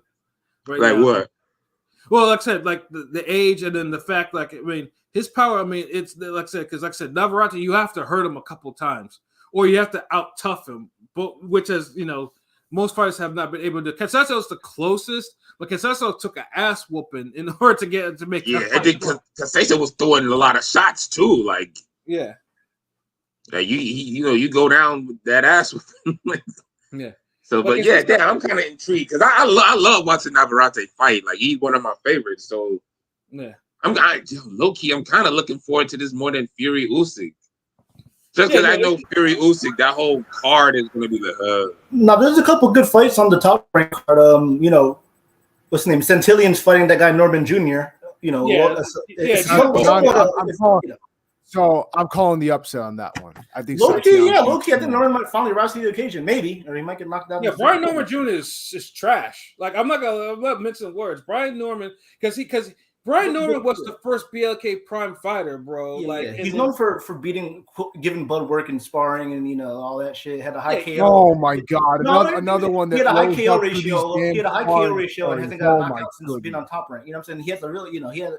Was a hype, signing for Top Rank. And I mean, I've seen Norman twice live, and he's failed to impress me. Brian Norman is trash. And most likely I haven't seen him. I haven't seen him live, but I've seen him enough on my TV to know I don't want to see him that much more on my TV. So please. But the Centillion win over Roca was an anomaly. I mean, come on, we've seen Centillion look mid for years. I'm just saying, like, it's not out the world. I think he turned it up on Roca, bro.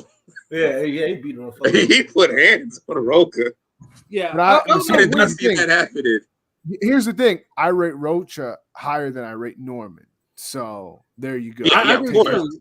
Norman. Yeah, Santana. I don't know what. I mean, I don't know if he was fighting for his contract or whatever. But he came. Honestly, I think that's what it was. That wasn't no regular performance. That was I need to keep the lights on type of performance. Yeah, let me beat the shit out of this dude. Yeah, like it's like, I'm sending you onto Golden Boy, so you better make a statement. Else, when you come back here, that contract is getting tore up, and you're gonna go.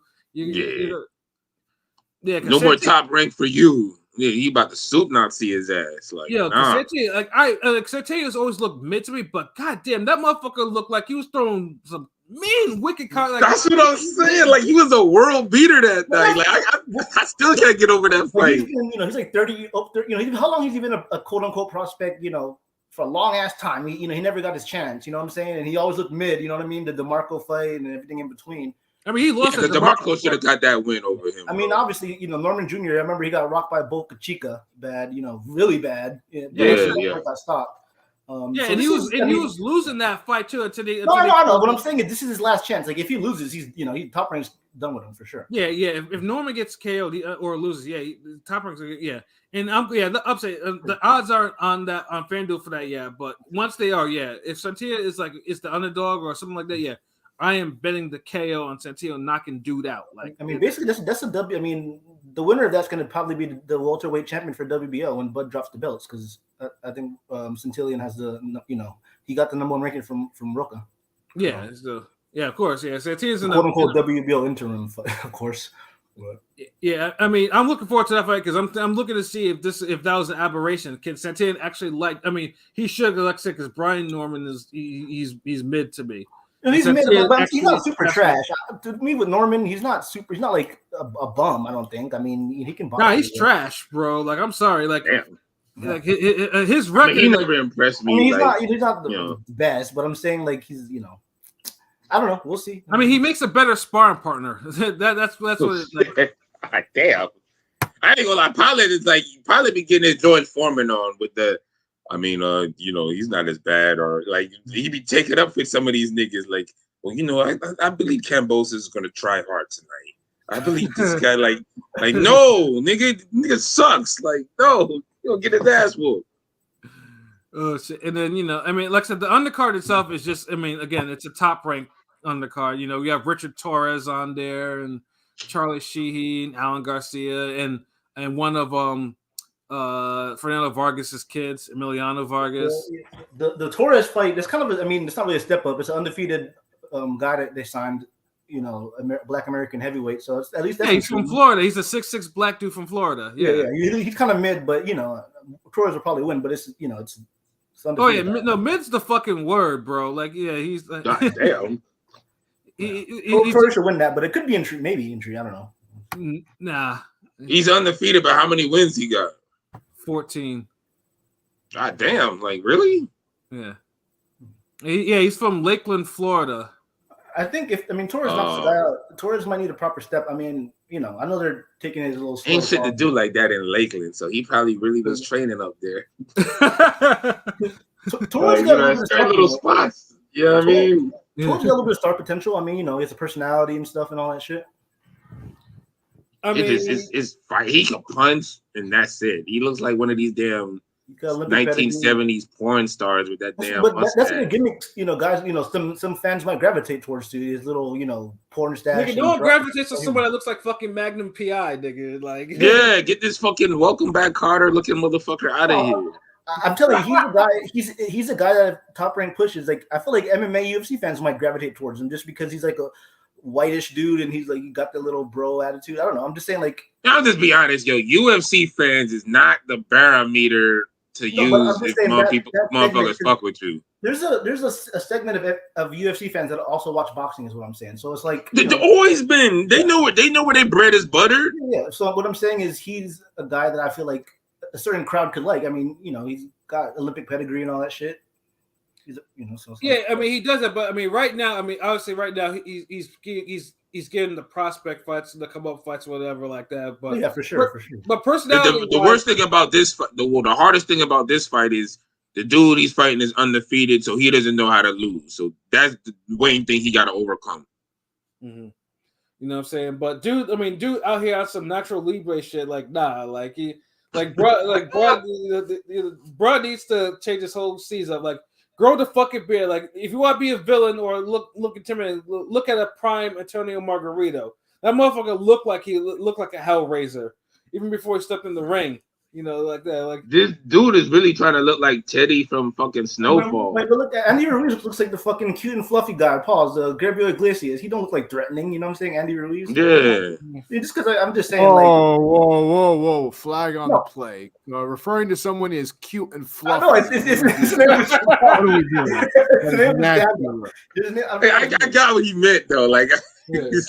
But I'm saying, Ruiz isn't an intimidating guy. He's always smiling and happy and probably high and drunk. You know what I'm saying? So it's like, nigga, you eating fried Snickers, you be high and happy too, nigga. You got damn 10 million in the bank. The fuck? Yeah.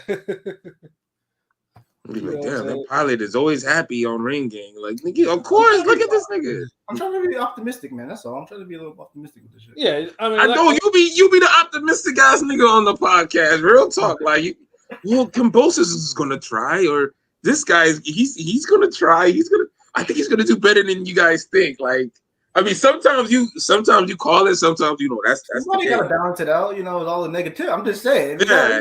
the glass got to be half full a little bit. Shit. Yeah, no, but Brian Norman, because you that attitude is how you pick the damn Teofimo to beat Taylor.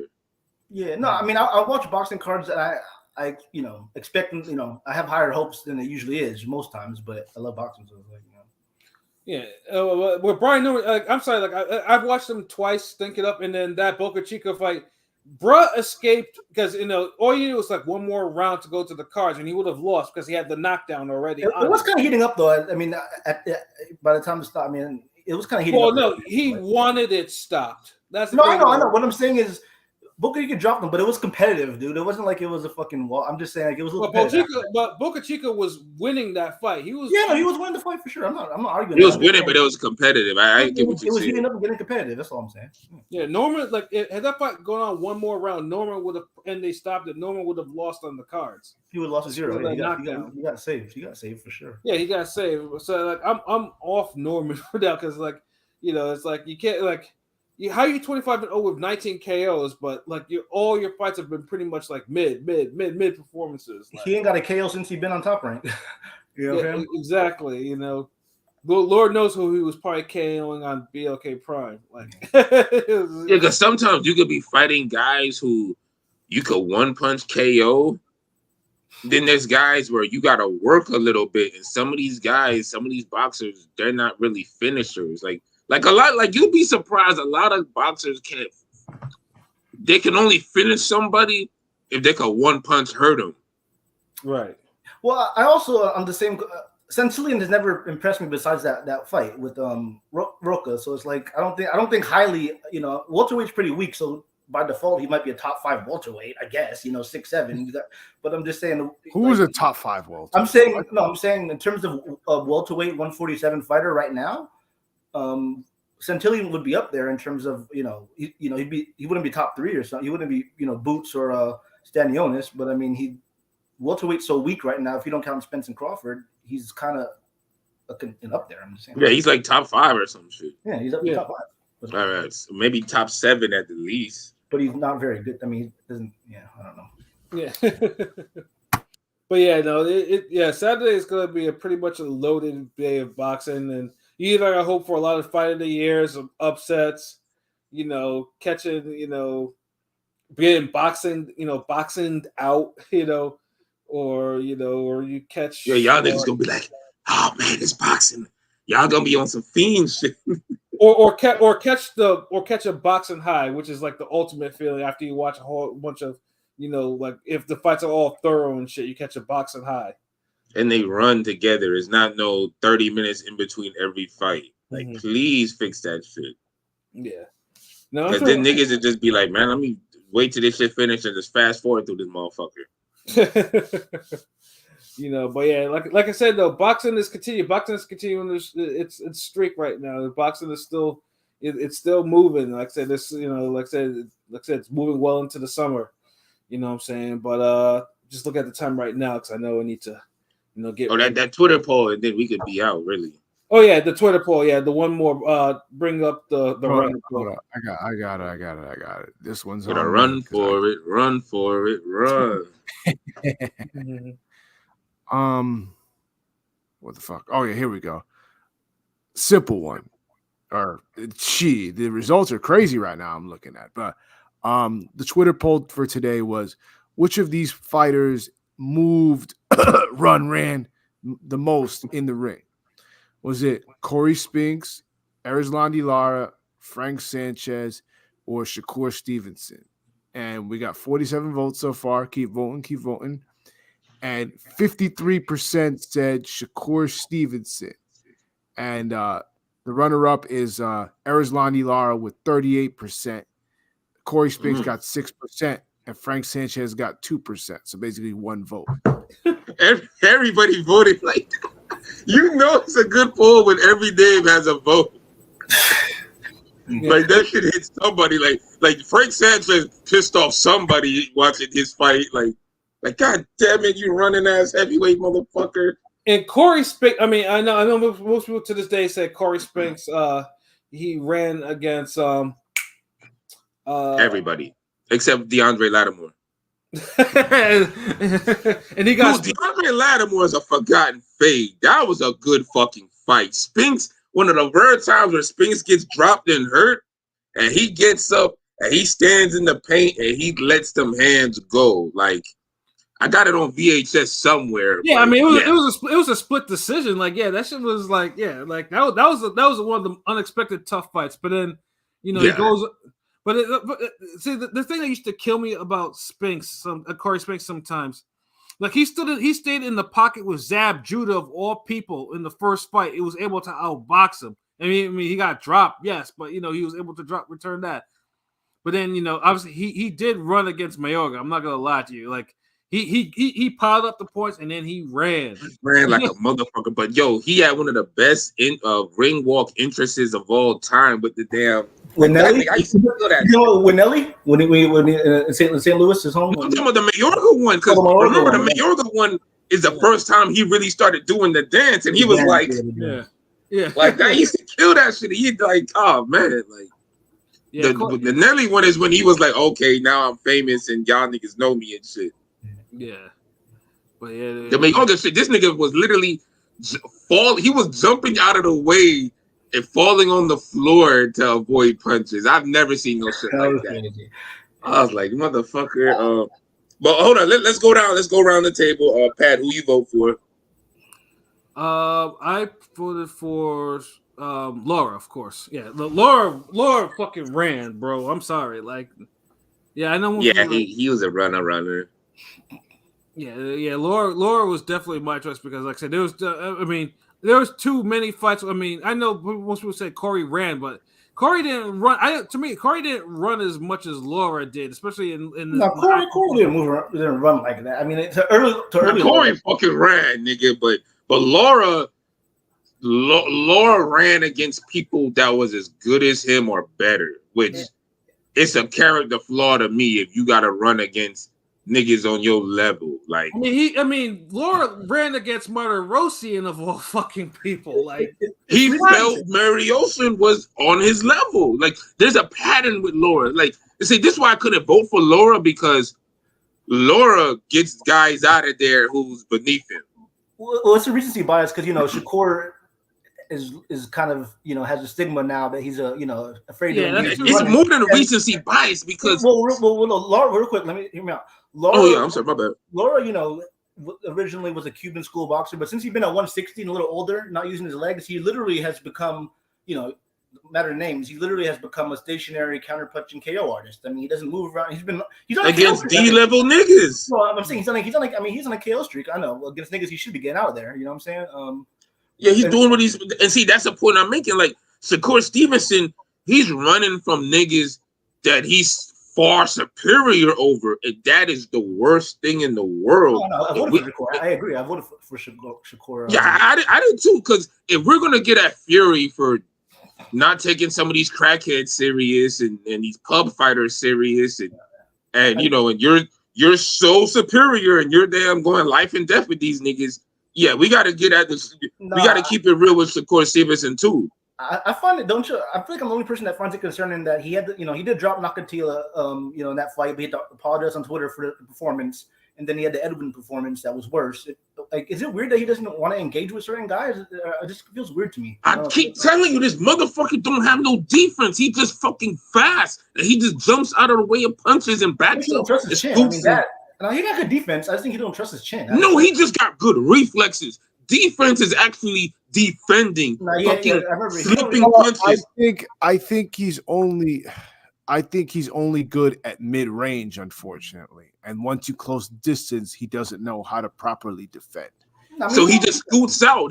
And I can't call that defense. No, I'm saying he walks people down. You feel like they're kind of properly defending yourself at mid range is not the same as properly defending yourself in close quarters. He can't defend himself in close. But what I'm saying with Shakur is he's versatile. Like he'll walk down to Yoshino. He walked down Oscar a little bit, Valdez, even though he kind of was back.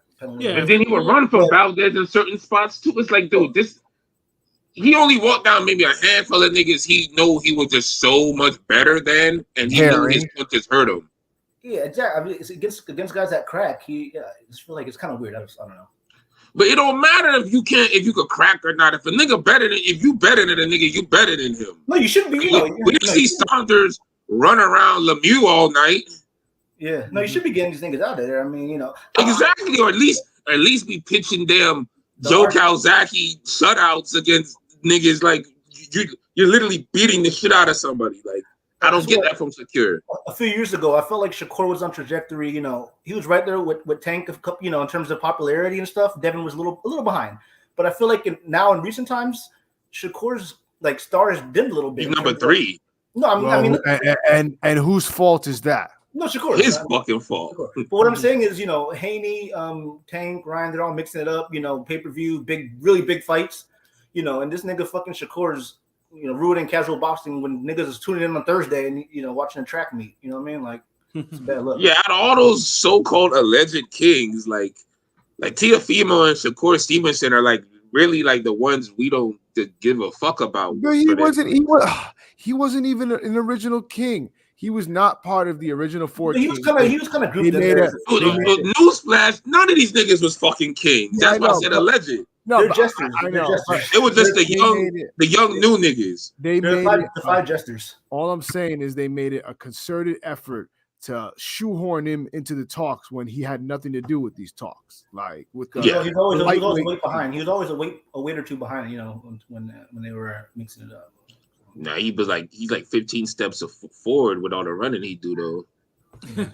so it's balancing out, but yeah, that's the difference. If you running against niggas that are super inferior to you, that's when it's a character flaw. That's when it's bad because it's like, bro, like, what are your skills for if you're gonna run from this nigga? Like, that's why I had to, at least guys like Laura and Corey Spinks and Sanchez, they mucking it up with niggas on their level.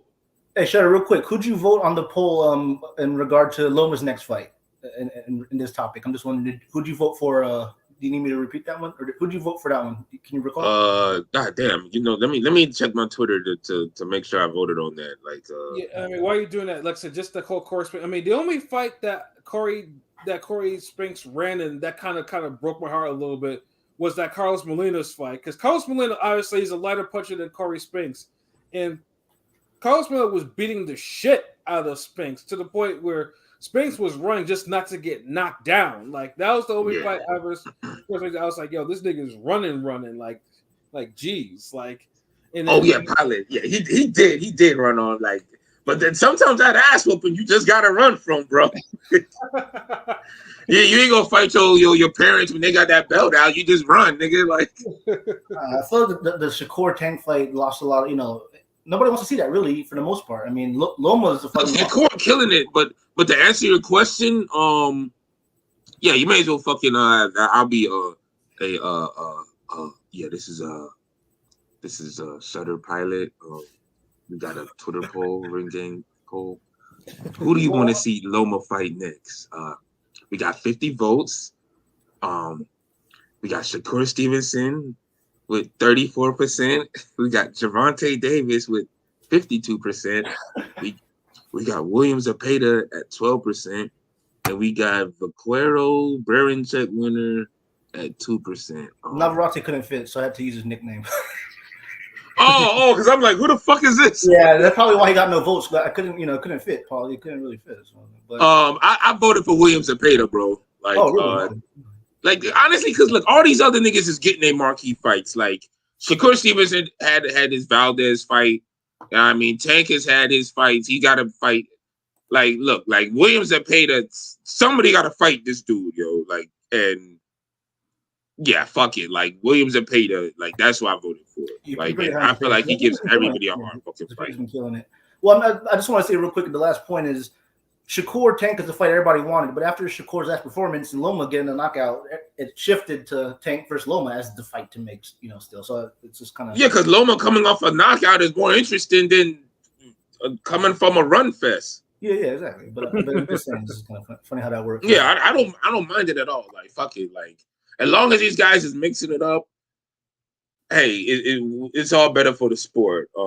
But when they not, you just get a bunch of Twitter beefs and side attractions and shit, which we not trying to have. Like, Facts. Like boxing personalities are the only side attractions you really need. The fighters don't need to become that. Also facts. Oh yeah, Fallen Star. I see you. Let me. Do you think Crawford power be enough to an easy knockout at 154? Like, goddamn, no. Wait, what are you asking He about? got power, but I don't know if it's just an easy knockout. Madrigal is like, I don't care about the fight, but it's a solid fight though. Yeah, I'm a little worried. I ain't gonna lie. I'm a Bud stand, but I just feel it could be his. I don't know. It could be Madrigal's moment. You never know. Yeah, you never know. That's true. Do you want the Saudis to outright buy Top Rank so the cards and fighters pipeline is under their control? I mean, yeah, what kind of damn Scrooge McDuck like takeover question is that? I mean, right now, Bob is pretty much bowing down to His Excellency. Like, I mean, his top ranked fighters are already in that dude's pipeline. Pause. You know what I'm saying? Yeah, so it don't even make a difference. Like I feel like in a situation like that, I think they're playing the game right. It kind of reminds me of like that peak Showtime where they was just like, look, man, every first Saturday of the month, we just giving y'all, we buying the best fight possible and we giving it to y'all every Saturday, the first Saturday. Right. And sometimes you just need somebody that's just not trying to just control shit, but just give you the best. Mm-hmm. Too many times in boxing, niggas want to control shit. I want to get this best fight, this better fighter, this guy, I want to control this guy. I want to see who he could. No, sometimes we just need somebody to be like, look, man, I got a suitcase full of money. You're pound for pound number 3. You're pound for pound number 5. Look, do y'all niggas want to fight? Sometimes you need that energy. Everything don't have to be like, all right, let me talk to my people, then you talk to your people, then y'all talk to each other people, then we both come back and talk to my people. Right. And then you're gonna take a cut, then I'm gonna take a cut, then we're gonna have a cold cut, then we're gonna have an uppercut, then we're gonna have a fade cut. Then no, god damn it, like no, like shit. Like sometimes we just want niggas to just make something happen. Like give us that Pacquiao Spence energy. We just scrolling down the timeline and oh shit. Spence Pacquiao, July such and such. Facts. They didn't see that coming. Like, I feel like so you don't always need control.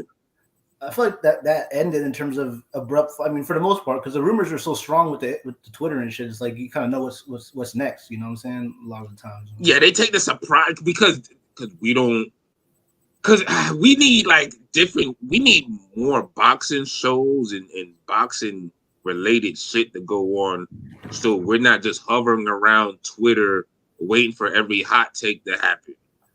That's what boxing's missing. Like, you don't have something you don't have a boxing TV show or series or anime or video game that's just going to take at least 20% of the boxing fuckery away from Twitter for a moment. Mm-hmm. So everybody just hanging on hot takes, and these Twitter beefs is lasting forever now because shit don't be happening. Right. Like, do I give a fuck about Shields and Tank arguing? Like, no. That shit got played out the day it happened. Facts. Straight up. I mean, like, what else do niggas want from us? So yeah, like, nah, they ain't got to control it. Just the Crawford card in August is like one of the best things they've done. Like, that's the move in the right direction.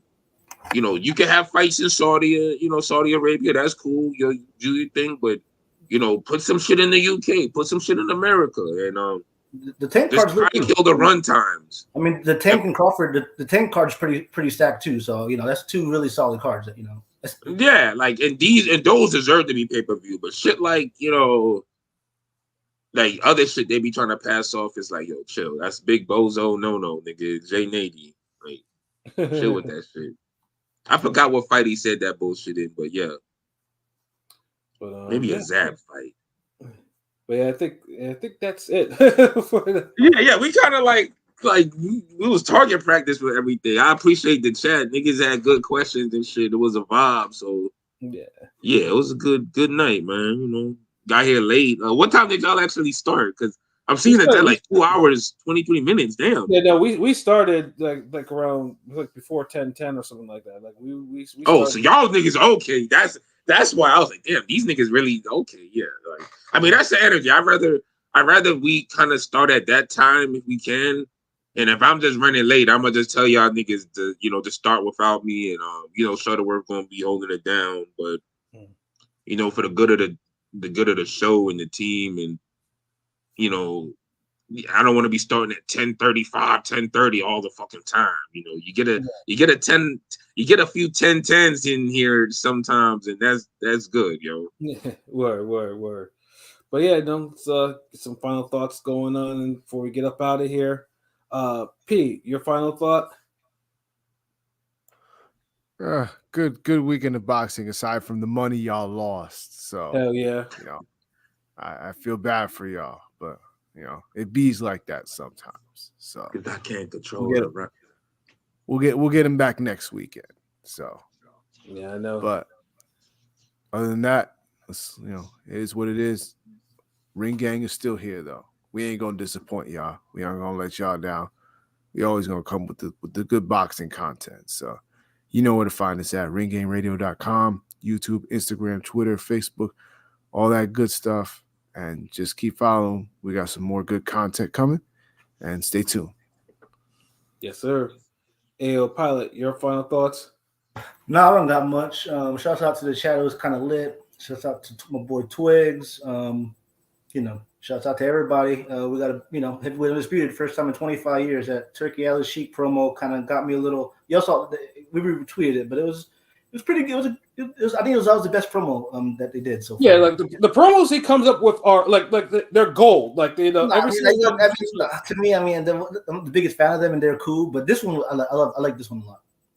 Damn, I don't even think I've seen this one. I gotta see it. Like, I feel this fight has like no fucking buzz at all. Watch it. It's pretty cool. They kind of bring in the whole Holyfield Lewis to last time we had this one. But anyways, yeah, check us out at Ring and Radio, every platform imaginable. We'll be back soon. Stay safe, everybody. There you go. LB, your final thoughts? Yeah, it was a good show tonight. Boxing on the weekend was cool. Loma seemed like he's back, so that's good to see.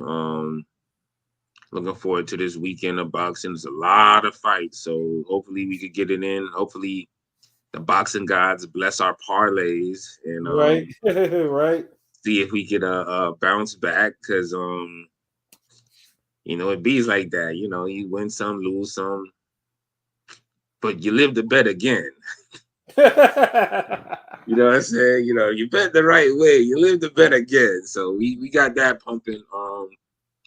Definitely working on more.